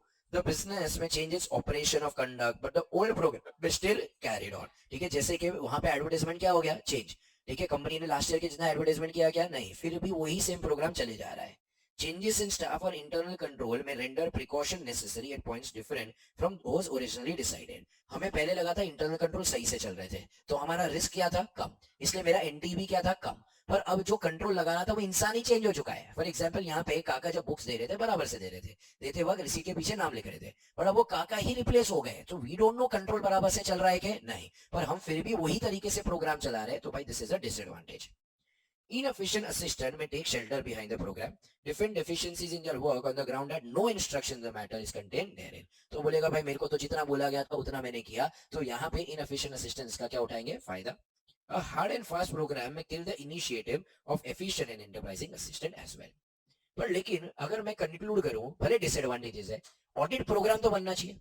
Audit programme के बिना हमें भाई वहां पे चीजें करनी नहीं चाहिए। फॉर एग्जांपल लेट अस से जब हम घूमने जाते हैं तो lot of people there are two school of thoughts, ठीक है। मतलब फॉर एग्जांपल लेट अस से मेरे फ्रेंड्स हैं, उनको आइटिनरी के हिसाब से जाना पसंद है। When I go to travel मेरे को आइटिनरी जरा भी नहीं पसंद, मेरे को लगता है मैं हॉलिडे पे मैं सुबह उठ के मूड के हिसाब से डिसाइड करूंगा मैं क्या करूंगा। पर लेकिन थोड़ी प्लानिंग तो होनी चाहिए कि नहीं होनी चाहिए। मतलब मेरे को बताओ एकदम हैपजार्डली जा सकते हो क्या? नहीं। तो यहाँ पे ऑडिट प्रोग्राम होना चाहिए कि नहीं होना चाहिए? तो इसके भले डिसएडवांटेज है बट ऑडिट प्रोग्राम होना चाहिए कि नहीं? यस। तो we should try to do something जिसकी वजह से हम डिसएडवांटेजेस को रिड्यूस कर सके। क्या डिसएडवांटेजेस को क्या कर सके? तो ये लोग क्या बोल रहे हैं, ऑल दिस डिसएडवांटेजेस में बी एलिमिनेटेड। क्या ऑल दिस डिसएडवांटेजेस में भी बाय इमेजिनेटिव सुपरविजन। क्या भाई? What? Of the work carried on by the assistants, auditor must B of receptive attitude. देखो मल्टीपल पॉइंट्स है। पहले तो एक क्या रखना चाहिए, इमेजिनेटिव सुपरविजन। सी इमेजिनेटिव सुपरविजन मतलब क्या? मैं हर छोटी चीज को सुपरवाइज करने वाला, पर लेकिन मैं थोड़े थोड़े दिन में फॉलो अप ले लूंगा। अगर समझो एडवर्टाइजमेंट दिया था, मैंने 2-3 दिन में उसको पूछ लिया बताओ what is the progress of the work, तो भाई उसको भी एक डर रहेगा ना कि मैं 12 दिन इसमें टाइम पास कर सकता नहीं हूं। तो एक इमेजिनेटिव सुपरविजन रखो। ऐसा असिस्टेंट को लगा कि भाई कोई देखने ही नहीं वाला है मैंने 12 दिन क्या किया, तो वो फायदा उठाएगा। पर मैं इमेजिनेटिव सुपरविजन हर थोड़े रैंडम डे पे किसी को भी पूछ रहा हूं बता तेरा कितना काम हुआ, तो शायद यहाँ पे डिसएडवांटेज क्या हो जाएगा, कम। Auditor must be receptive attitude as regards to the assistant. मतलब वहां पे असिस्टेंट को कुछ गड़बड़ लग रही है तो वहां पे we should be of receptive attitude कि भाई तेरे को कोई प्रॉब्लम है तो आके बता। हम ऊपर वाले टॉपिक में बोल रहे थे assistant keep an open mind. क्या keep an?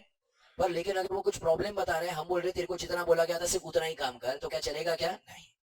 Assistant should be encouraged to observe matters objectively. What do you mean by objectively? Unbiased. Okay. क्या okay? And bring significant matters to the notice of the supervisor or the principal। तो मैं ये तीन चीजें देखो यहाँ पे 3 point सही नवे। पहले तो एक क्या रखो, इमेजिनेटिव सुपरविजन। दूसरा एक क्या रखो, रिसेप्टिव एटीट्यूड। तीसरा उनको एंकरेज करो कि चीजें कैसे करो, ऑब्जेक्टिवली, और कोई भी सिग्निफिकेंट मैटर लाए तो you should bring it to the notice of the superior और द प्रिंसिपल। तो इस तरीके से मैं डिसएडवांटेजेस को क्या कर सकता हूँ, एलिमिनेट। ठीक है, क्या समझा सबको? ये देखो ये नोट भी इंपॉर्टेंट है, because when we go to question bank you will realise कि सिर्फ नोट 1 के ऊपर they frame the different question. ठीक है, सो ये हमारे क्या हो गए, डिसएडवांटेजेस। क्या हो गया हमारे? पहला क्या बोला अपन ने, सेकंड क्या बोला अपन ने, फिर उसके बाद क्या बोला, एंड लास्टली क्या बोला अपन ने, किल द इनिशिएटिव ऑफ। क्या समझा पब्लिक को यहाँ तक? ठीक है, so let us begin. Last part हमारा एक बाकी है, इसका सिर्फ एक क्वेश्चन रीड करते हैं। Let us solve the question bank. चलो, सो क्वेश्चन नंबर 11 क्या कहता है, audit programme design to provide audit evidence. देखो अगर तुम्हें डेफिनेशन याद हो, हम लोग ने क्या बोला था, it is a series of verification procedures applied to the financial statement for the purpose of obtaining sufficient evidence. तो हम ये ऑडिट प्रोग्राम, हम यहाँ पे प्रोसीजर्स लगाना चाहते हैं जो सो दैट हम लोग क्या ढूंढ सके, हमारा ऑडिट एविडेंस क्या ढूंढ सके हमारा। सो यहाँ पे हम लोग, यहाँ पे वो लोग बोल रहे हैं कि देखो जो प्रोग्राम हम डिजाइन करते हैं, हम डिजाइन क्यों करते हैं, to provide what, audit evidence. तो रीड करो, ऑडिट एविडेंस में भी defined as used by auditor in arriving at the on which the auditor's opinion is। Audit evidence includes both the information contained in the financial statement and other information। अब यहाँ पे लोग ने क्या समझाया, what is audit evidence, क्या समझाया।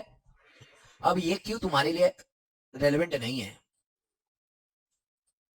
देखो से यहाँ पे what we are trying to say is कि हमें ऑडिट प्रोग्राम डिजाइन करना है क्या ढूंढने के लिए। तो ऑडिट एविडेंस में भी defined as information used by auditor in arriving at the on which the auditor's opinion is based। अब audit evidence includes both information contained in the accounting records underlying the financial statement and other information। तो यहाँ पे audit evidence में दोनों चीजें, information जो accounting records में है and other information. what they are trying to tell you is what is audit evidence। क्या what they are trying to tell you is, now why is this not very relevant for you, क्योंकि what is audit evidence इसके ऊपर हम पूरा का पूरा पहले क्या पढ़ चुके हैं, चैप्टर 4 याद है। चैप्टर 4 में आपने क्या सीखा था, ऑडिट एविडेंस। अब यहाँ पे just because it is chapter 2 तो वो लोग ने थोड़ा समझाया है कि what is audit evidence. Evidence is the very basis for An audit program is designed to provide that by prescribing the procedures and techniques. तो evidence is the basis for formulation of opinion. मतलब evidence के basis के ऊपर ही हम अपना क्या बनाते हैं, ओपिनियन. ठीक है, तो जो सबूत मिला उसी के बेसिस के ऊपर मैं क्या डिसाइड करूंगा, ओपिनियन. अगर मुझे सबूत मिला कि मिसस्टेटमेंट है तो मैं अपना ओपिनियन क्या कर दूंगा, मॉडिफाई. मुझे सबूत मिला कि मिसस्टेटमेंट नहीं है तो मैं वहां पे क्या लिख दूंगा, everything is true and fair. In most of the assertion, much of the evidence drawn and each one should be considered and to ascertain its weight and prove and disapprove the assertion. मतलब यहाँ पे हमें हर एक evidence को consider करना चाहिए to prove और disapprove. Prove मतलब सही है, डिसअप्रूव मतलब गलत है. In the process of an auditor would be in a position to identify evidence that bring the highest satisfaction to him about the appropriateness. तो अब यहाँ पे अपने को बोला हुआ है कि कौन से अलग अलग टाइप के एविडेंस होते हैं. पहला कौन से टाइप के एविडेंस होता है, मतलब फॉर एग्जांपल अगर मैं बात करूं अगर कोई इनवॉइस की, तो इनवॉइस हमारे लिए क्या हो गया, डॉक्यूमेंट्री. फिजिकल एग्जामिनेशन मतलब मेरे लिए क्या हो गया, फिजिकल वेरिफिकेशन. क्या हो गया मेरे लिए, तो मैं वहां पे देखने जा रहा हूं कि भाई वहां पे एसी है कि नहीं, स्टॉक है कि नहीं, सब क्या कहते हैं, physical examination. Statement and explanation from management official employees, मतलब अगर मैं वो लोग से इंक्वायरी कर रहा हूँ, क्या कर रहा हूँ वो लोग से, वो लोग जो मेरे को एक्सप्लेनेशन दे रहे हैं वो मेरे लिए क्या हो जाएगा, audit evidence. Statement and explanation from third parties, for example क्या हो जाएगा, external confirmation. Arithmetically calculation by the auditor, मतलब ऑडिटर क्या करेगा, चीजों को रिकैलकुलेट करेगा तो एविडेंस मिलेगा कि कैलकुलेशन सही है कि नहीं. State of internal controls and internal check, मतलब हम क्या करेंगे, test of control. Inter relationship of various accounting data, inter relationship मतलब हम एनालिटिकल प्रोसीजर्स की बात कर रहे हैं. फिर उसके बाद subsidiary and the memorandum account. Memorandum मतलब क्या होता है, रफ अकाउंट्स. क्या होते हैं मेमोरेंडम मतलब, तुम्हारा सीएफएस वाला चैप्टर हो गया.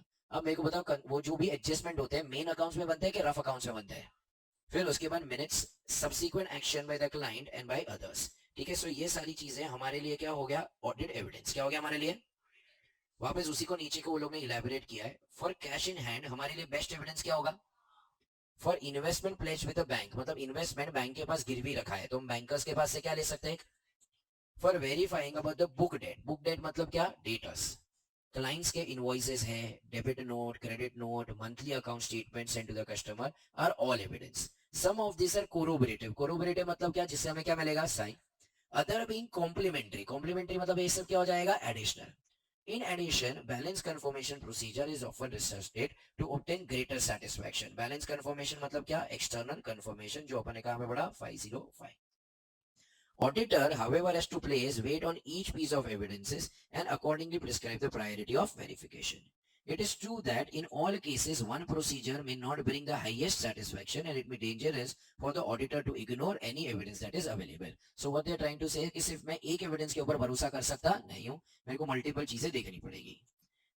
By the word available, we do not mean evidence available with the client is the only evidence. मतलब सिर्फ internal हो ऐसा जरूरी नहीं है, external होगा तो भी हमारे लिए क्या हो जाएगा, available. The auditor should know that normally what should normally be available in the context of transaction having regard to the circumstances. तो उसे पता होना चाहिए कि normally कौन से evidences available है. So here what they have explained you is what is audit evidence. क्या समझाया वो लोग ने. तो ये एक इंट्रो है जिसके ऊपर अलग से कोई क्वेश्चन ज्यादा आने के चांसेस नहीं है, पर हमने पूरा चैप्टर किया है तो हम एक कोई आंसर को छोड़ना चाहेंगे नहीं. तो इसके साथ हमारा क्या हो गया, audit planning strategy and programming. अब हमने पहले कोई भी क्वेश्चन बैंक इसके किए थे क्या ऊपर के, एक भी क्वेश्चन नहीं किए. ठीक है, चलो let's go through the question bank.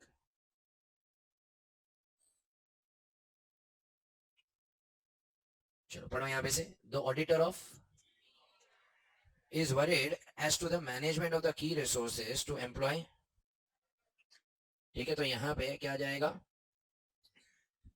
पढ़ो क्या बोला, is worried as to the key resources. मेरे को बताओ की रिसोर्सेज हम कहाँ पे देखते थे, स्ट्रेटेजी में. यार कौन से रिसोर्सेज चाहिए, कब चाहिए, तो की रिसोर्सेज मेरे को कहाँ से पता चलेगा, strategy. Next, MGN Company, a firm of auditors having a standing experience of, is appointed as a statutory auditor of a company engaged in manufacture of. Due to opening of the defense sector by the government to the private players in recent times, many new companies have entered the fray of manufacture sophisticated defense equipment. तो ये लोग बोल रहे हैं देखो defence equipment private players के लिए खुल गया. पहले सिर्फ कौन करता था डिफेंस इक्विपमेंट, गवर्नमेंट. अब प्राइवेट के लिए खुल गया तो बहुत सारे नए वहां पे लोग आ चुके हैं. Considering the technical and complex nature of operation, auditors recognize involvement of expert in the auditors. तो बोले कॉम्प्लेक्स चीज है, यहाँ पे हमें एक्सपर्ट की जरूरत है. Does the consideration of involvement of expert fall in the domain of planning? हाँ के ना? तो याद करो रोमियो वाला जो आंसर था उसमें अपन देख रहे थे इन्वॉल्वमेंट ऑफ व्हाट एक्सपर्ट. तो consideration of involvement of expert falls within the domain of. While planning an audit, the auditor would have to consider whether involvement of expert is necessary. In the stated case, company is involved in technical and complex operation. Therefore, while planning, auditors have to consider whether involvement of expert is necessary. Question 3 मैंने discuss नहीं किया था कार्तिक वाला. चलो read करते एक बार. CA Karthik is planning for audit of a company engaged in manufacture of. Considering the nature of the operation of the company, he planned to include testing of the purchase, sales and inventory. ठीक है. One fine day he reaches the corporate office and asks for the manuals and the required documentation to ensure surprise element in the testing. He had never shared with the management his intention to carry out the above procedure. Is the approach of CA Karthik proper? You know, inform करके जाना चाहिए कि surprise रखना चाहिए. चलो कितने लोग बोल रहे हैं कि कार्तिक ने जो किया वो सही है, सरप्राइज रखना चाहिए. कितने लोग बोल रहे हैं कार्तिक ने जो किया वो गलत है. कितने नो मेल नो फीमेल. अबे कहीं तो आंसर दो. क्वेश्चन समझा ना? ठीक है, ट्राई करो. What is your intuition is saying. ठीक है, परफेक्ट आंसर भले राइट हो या गलत हो जाने दो, बट तुम्हारे थिंकिंग के हिसाब से तुम्हें क्या लगता है कार्तिक ने सही किया या गलत किया? कितने लोग बोल रहे सही किया, कितने लोग बोल रहे गलत किया. क्यों गलत किया? क्या करना चाहिए था? उसे डिस्कस करना चाहिए था मैनेजमेंट के साथ. देखो यहाँ पे है ना, मेरी ऑडिट की पूरी इफेक्टिविटी कॉम्प्रोमाइज नहीं हो रही है. देखो मैं सब डिटेल में बता देता. देखो मैं तो उनको बता रहा हूँ मैं परचेस चेक करूंगा. मैंने पूरा चेकलिस्ट थोड़ी दिया. मैंने ऐसा बोला कि मैं 2 लाख के ऊपर के परचेस चेक करूंगा, मैं यही चेक करूंगा. मैंने बोला भाई मैं ये नेक्स्ट वीक आके परचेस चेक करूंगा. ये तो क्लाइंट को वैसे भी पता है ना कि मैं एज एन ऑडिटर कभी ना कभी क्या चेक करने वाला हूँ, परचेस. तो ये एग्जांपल में ऑडिटर ने बोला मैं इंटरनल कंट्रोल चेक करूंगा. क्या चेक करूंगा, कैसे चेक करूंगा थोड़ी बताया हुआ है. तो अब यहाँ पे इन दिस केस फर्क क्या पड़ता है? क्या मेरे ऑडिट प्लान की इफेक्टिवनेस कहीं पे कॉम्प्रोमाइज हुई क्या? नहीं. तो पढ़ो चलो सर वहां पे से. इन has reached office of a company without his intention to test the controls, the auditor may decide to discuss the elements of planning with the entity's management to facilitate conduct and management of the without compromising the effectiveness of audit. Sharing the details to visit the test of control does not compromise effectiveness of. It is for the better facilitation and conduct. मतलब उनको पहले से पता होगा तो अच्छी तरह से ऑडिट हो पाएगा. क्या यहाँ पे कोई प्रॉब्लम है क्या? नहीं. Next. W, the auditor of SKM Limited, asked his finance and the audit head to prepare audit strategy for conducting audit of. W also insists him to draw a detailed audit procedure. On the request of the auditor, W completes the audit strategy as well as audit procedures as prepared by the finance head of the company. Subsequently, auditor realizes that effectiveness of the audit is compromised and his responsibility was to prepare the overall strategy. मतलब यहाँ पे W जो auditor था उसने क्या किया, खुद strategy बनाई क्या कंपनी के फाइनेंस हेड को बोला. अब मेरे को बताओ यहाँ पे क्वेश्चन नंबर 6 जाके देखो तुम्हारे नोटबुक में. Overall responsibility of the strategy and plan किसकी है? ऑडिटर की. अब मैं उसी को बोल रहा हूँ तो स्ट्रेटेजी बना और उसी के स्ट्रेटेजी के हिसाब से ऑडिट कर रहा हूँ. इससे ज्यादा ग्रॉस गलती क्या हो सकती है? क्या चलेगा क्या? Question number 6. CA Mary, while planning the audit of a company, feels that she would inquire from in-house legal counsel of the company the status of the pending litigation against the company to identify and assess risk of material misstatement. तो उसने सोचा कि भाई मैं in house legal council से क्या कर लूंगी, पूछता जिससे मेरे को क्या पता चलेगा? ROMMS. क्या पता चलेगा? Considering above description, are you able to identify the said procedures? Where this identified procedures are included in the planning. ये हमने क्या किया पता है? रिस्क असेसमेंट प्रोसीजर किया. क्या किया हम लोगों ने? याद करो मैंने तुम्हें सिखाया था IAO. अपन क्या बोलेंगे गुलमाल के तुषार कपूर की तरह? IAO. I से क्या था? इंक्वायरी. A से क्या था? Analytical procedure. O से क्या था? Observation and inspection. यहाँ पे हमने क्या की हुई है? इंक्वायरी. क्या की हुई है हमने? तो ये जो इंक्वायरी की है इसे हम कहते हैं रिस्क असेसमेंट प्रोसीजर. याद है रोमियो के आंसर के वक्त मैं तुम्हें सिखाया था. तो यहाँ पे this are what planned risk assessment procedures to identify and assess the risk of material misstatement. The objective of the planned inquiry of the in-house legal counsel is to identify and assess the risk of. Such planned risk assessment procedure and included in the audit plan in accordance with what SA 300. क्या समझा सबको? ये समझा कि नहीं समझा? ठीक है चलो क्वेश्चन नंबर 5 को एक बार स्टार मार्क करो. थोड़ा सा डिफिकल्ट क्वेश्चन था ये।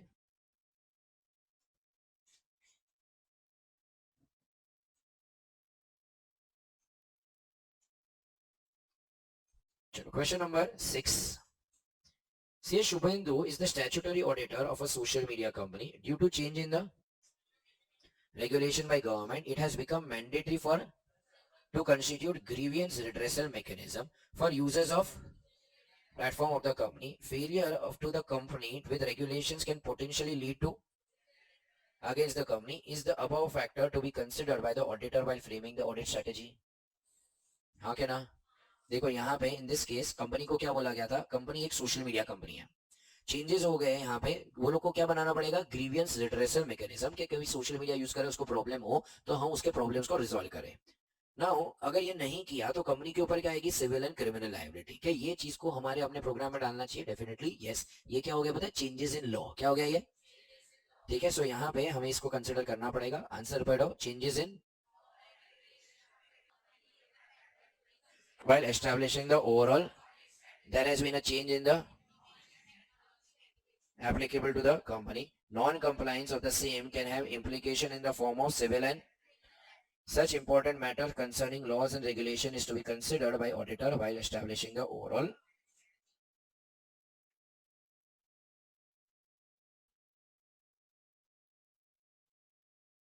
Next, with undergoing a practical training is a part of engagement team conducting audit of a company engaged in manufacturing of paints.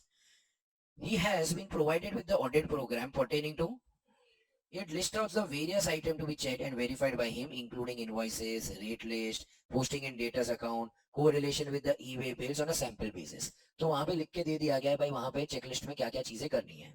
During the verification, he notices that many e-way bills have been by the company within how many years of their generation in the month of March. There is no specific instruction in the audit program in this regard. He keeps mum. Is the attitude of Rohit proper? ठीक है, तो यहाँ पे अपने को पता चला कि कुछ तो भी गड़बड़ है, तो क्या हम वहां पे चुप बैठेंगे? क्या नहीं, असिस्टेंट को क्या रखना चाहिए, एक ओपन माइंड. तो attitude of Rohit is not proper. Assistant should observe matters objectively and bring significant matters to the notice of the. याद करो अपने ऑडिट प्रोग्राम के डिसएडवांटेजेस में पता है नीचे एक नोट था, उसमें अपन ये पढ़ा था. ठीक है, नेक्स्ट. फिर उसके बाद नेक्स्ट वहां पे extract of the audit sample pertaining to the sales. ये टॉपिक अपन ऑलरेडी कर चुके हैं. चलो क्वेश्चन नंबर 8 पढ़ो. How performing preliminary engagement activities as a part of audit assist the auditor. क्या आएगा वहां पे, क्या आएगा? फेज 1. चलो निकालो अपने बुक्स में से फेज 1 रिपीट करो.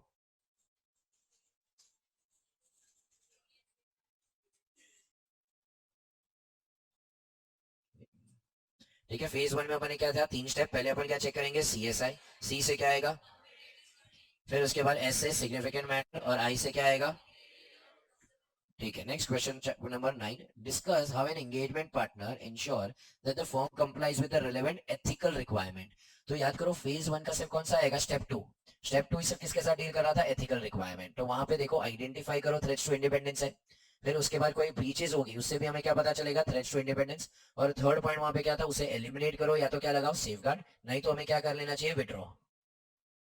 Purported advantages of the audit program can be overcome. देखो सिर्फ यहाँ पे ना डिसएडवांटेजेस नहीं पूछे, यहाँ पे क्या बोला है, purported disadvantages can be. तो कैसे ओवरकम कर सकते हैं, याद है नोट 1. तो हम वहां पे क्या कर सकते हैं, एक इमेजिनेटिव सुपरविजन रख सकते हैं. क्या होना चाहिए, एक रिसेप्टिव एटीट्यूड. फिर उनको बताना चाहिए ऑब्जेक्टिवली एंड सिग्निफिकेंट मैटर्स है तो सुपरवाइजर्स को बताओ. तो याद है मैंने बोला था सिर्फ नोट 1 के ऊपर क्वेश्चन है, यहाँ पे सिर्फ क्या आ जाएगा, note 1. Next. An auditor of a company fails to document strategy and plan, briefly outline the consequences. तो याद करो हमें वहां पे क्या डॉक्यूमेंट करना था, स्ट्रैटेजी, प्लान, और उसके अंदर क्या होंगे, कोई भी changes. SA 300 states auditor shall plan the nature, timing and extent of direction and supervision of the engagement team and review of their work. Discuss few factors affecting such supervision and review of the work of the engagement team members. कौन सा answer आएगा यहाँ पे, cars. क्या आएगा cars में, सी से. फिर ए से क्या आएगा, फिर आर से क्या आएगा, और एस से क्या आएगा. ठीक है, फिर उसके बाद नेक्स्ट. सूर्या एंड चांद limited is a manufacturing company engage in the electrical goods. Trilochan and company has been appointed as auditor to carry out its auditor things. Planning and audit involve establishing for the engagement in developing an audit plan. Also, adequate planning benefits the financials of the audit statement in several ways. Analyze and advise planning the benefits of the, तो यहाँ पे क्या पूछा हुआ है, benefits of planning. क्या जाएगा benefits of planning में? CID tie. C से क्या आएगा? I से क्या आएगा? D से क्या आएगा? T से क्या आएगा? I से क्या आएगा? और E से क्या आएगा? नेक्स्ट वाला, planning is not a but rather a continuator that begins shortly after the completion of the until the completion of the current. Planning includes the need to consider certain matters prior to the identification of assessment of risk of material misstatement. Explain clearly those matters also. तो यहाँ पे हमें सिर्फ कौन सा answer लिखना है? Romeo. याद करो, फैप लगाने के पहले हमें क्या लिखना है? Analytical procedure as risk assessment. Revise करो नोटबुक से. फिर ओ से क्या आ जाएगा? Understanding of the entity and its. फिर एम से डिटर्मिनेशन ऑफ. फिर ई से इन्वॉल्वमेंट ऑफ. और लास्टली ओ से क्या आ जाएगा हमारा? Other risk assessment procedure. The auditor shall establish the overall strategy that sets the scope, timing and direction of the audit and guides the development of the plan. Discuss stating the process of establishing the overall strategy that would assist the auditor in determining key matters. तो यहाँ पे हमें सिर्फ क्या लिखना पड़ेगा अपने को? In establishing the overall strategy, auditor shall ascertain the of the engagement to plan the timing of audit and nature of communication. Elucidate those cases by which the auditor can ascertain the reporting objectives. तो यहाँ पे कौन सा वाला आएगा? बताए 5 strategy बनाते वक्त 5 फैक्टर्स थे. देखो अपने नोटबुक में जाके, उसका यहाँ पे सेकेंड वाला पॉइंट आएगा रिपोर्टिंग ऑब्जेक्टिव्स. याद है मैंने बोला था कि जब तुम्हें पूछा गया what are the factors to be taken into consideration, सिर्फ हेडर लिखना है, पर इसके ऊपर इंडिविजुअल क्वेश्चन आएगा. तो ये क्वेश्चन सिर्फ किसके ऊपर था? तो पहले एंटिटीज का टाइम टेबल क्या है, फिर organizing meeting to discuss NT with management, discuss with management the type and the, फिर NT of the communication among the team members and the NT of their review. ठीक है. Next, you have been appointed as auditor of MKP for the first time. Briefly discuss the factors that you will consider while establishing the strategy. तो अब यहाँ पे क्या पूछा हुआ है? फैक्टर्स. तो यहाँ पे तुम्हें सिर्फ और सिर्फ क्या लिख के आने पड़ेंगे? Head points. अंदर का पूरा कंटेंट लिखने की जरूरत नहीं है. In establishing the overall strategy, the auditor shall identify the characteristics. मतलब यहाँ पे कौन सा आंसर आ जाएगा? पहला वाला. याद करो, फाइन वाला. पहले AFRF, फिर I से इंडस्ट्री, N से क्या आएगा? Nature of the and expected use of. ठीक है. फिर उसके बाद, as a result of the unexpected events, changes in condition or the audit evidence obtained from the results of the audit procedure, the auditor need to modify the overall strategy. तो याद करो क्या हमें strategy को change करना पड़ सकता है? Yes. The establishment of the overall strategy and the detailed plan are closely interrelated. याद करो मैंने इसे FAQ मार्क करवाया था कि वहां पे दोनों क्या है? closely interrelated. याद है 6 पॉइंट्स थे. ठीक है. यहाँ पे FAQ मार्क करके रखा है कि नहीं रखा है? इसको किया है ना. फिर उसके बाद वहां पे क्या क्या थे? 6 points. Audit strategy sets the audit plan, addresses the various audit strategy, determines the scope, timing and direction. Audit plan describes how the strategy is going to be. Audit plan is more once the strategies plan can be developed. Overall plan strategy are not discrete or sequential but are closely interrelated. Aparna Hospitals Limited, having gross professional charges of 50 crores, is engaged in providing a company, and the auditors is appointed as, STP and a firm of auditors is appointed as the auditors. ठीक है. सो यहाँ पे किसके बारे में पूछा हुआ है? यहाँ पे hospitals. Advise what special points need to be kept in mind for the construction of the audit program. तो 7 पॉइंट्स आएंगे. क्या थे वो 7 पॉइंट्स? पहले अपन ने क्या बोला? Stay within the. Second क्या आ जाएगा? प्रिपेयर. थर्ड क्या आएगा? Determination evidence reasonably available and identify the. Apply only those steps which are include audit, consider possibilities of, coordinate the procedures to be applied. क्या समझाइए सबको? ठीक है. Next, evolving one programme not applicable to all engagement. याद करो features का पहला point क्या? एक ही प्रोग्राम सबको एप्लीकेबल होगा क्या? The utility of the program can be retained and enhanced only by keeping the program and client's operation and internal control under, so that inadequacies and redundancies of the program may be removed. तो कौन सा वाला answer आएगा? Periodic review. TP and Company, a firm of chartered accountant, is the auditor of KSR for many years. KSR Limited has versified their business into newer areas last year. The senior member of the audit team has handed over the standard program of earlier years to the audit assistant and structured them to follow the same. The assistants are conducting the audit accordingly, whether attitude of the audit assistant is justified and whether they are required to keep an open mind. तो यहाँ पे sir कौन सा answer आ जाएगा? They are required to keep an CA Vikas Jain discussed with his audit team about the advantages and disadvantages of audit program. He explained to his team that the work may become mechanical as disadvantage. Discuss explaining the disadvantages. तो यहाँ पे अपने को क्या बताने पड़ेंगे? Disadvantages. तो disadvantages क्या था हमारा? Mechanical, rigid and inflexible, inefficient assistant may take a shelter, kill the initiative of a efficient assistant. ठीक है? So यहाँ पे chapter number 2 का weightage, if you recollect the last lecture, it has gone to almost 12 marks. It has gone to almost, अगर तुम्हें याद हो मैंने बोला था आंसर्स आर वेरी सिंपल, पर लेकिन हर छोटे छोटे पॉइंट के ऊपर क्या बनाया हुआ है? क्वेश्चन. अगर तुम क्वेश्चन इंटरप्रेट कर पाते हो तो आंसर में कोई ज्यादा प्रॉब्लम होने वाला नहीं है. तो it is very essential because if you go to module they have given only 5 questions. How many question? तुम वो सिर्फ 5 क्वेश्चन प्रिपेयर करके एग्जाम में जा सकते नहीं हो. तो in this chapter question bank is very essential. तो नोटबुक में ना वहां पे लिख दो, जहां पे अपन ने चैप्टर चालू किया नोटबुक में वहां पे लिखो question bank is very important to be referred from the PDF.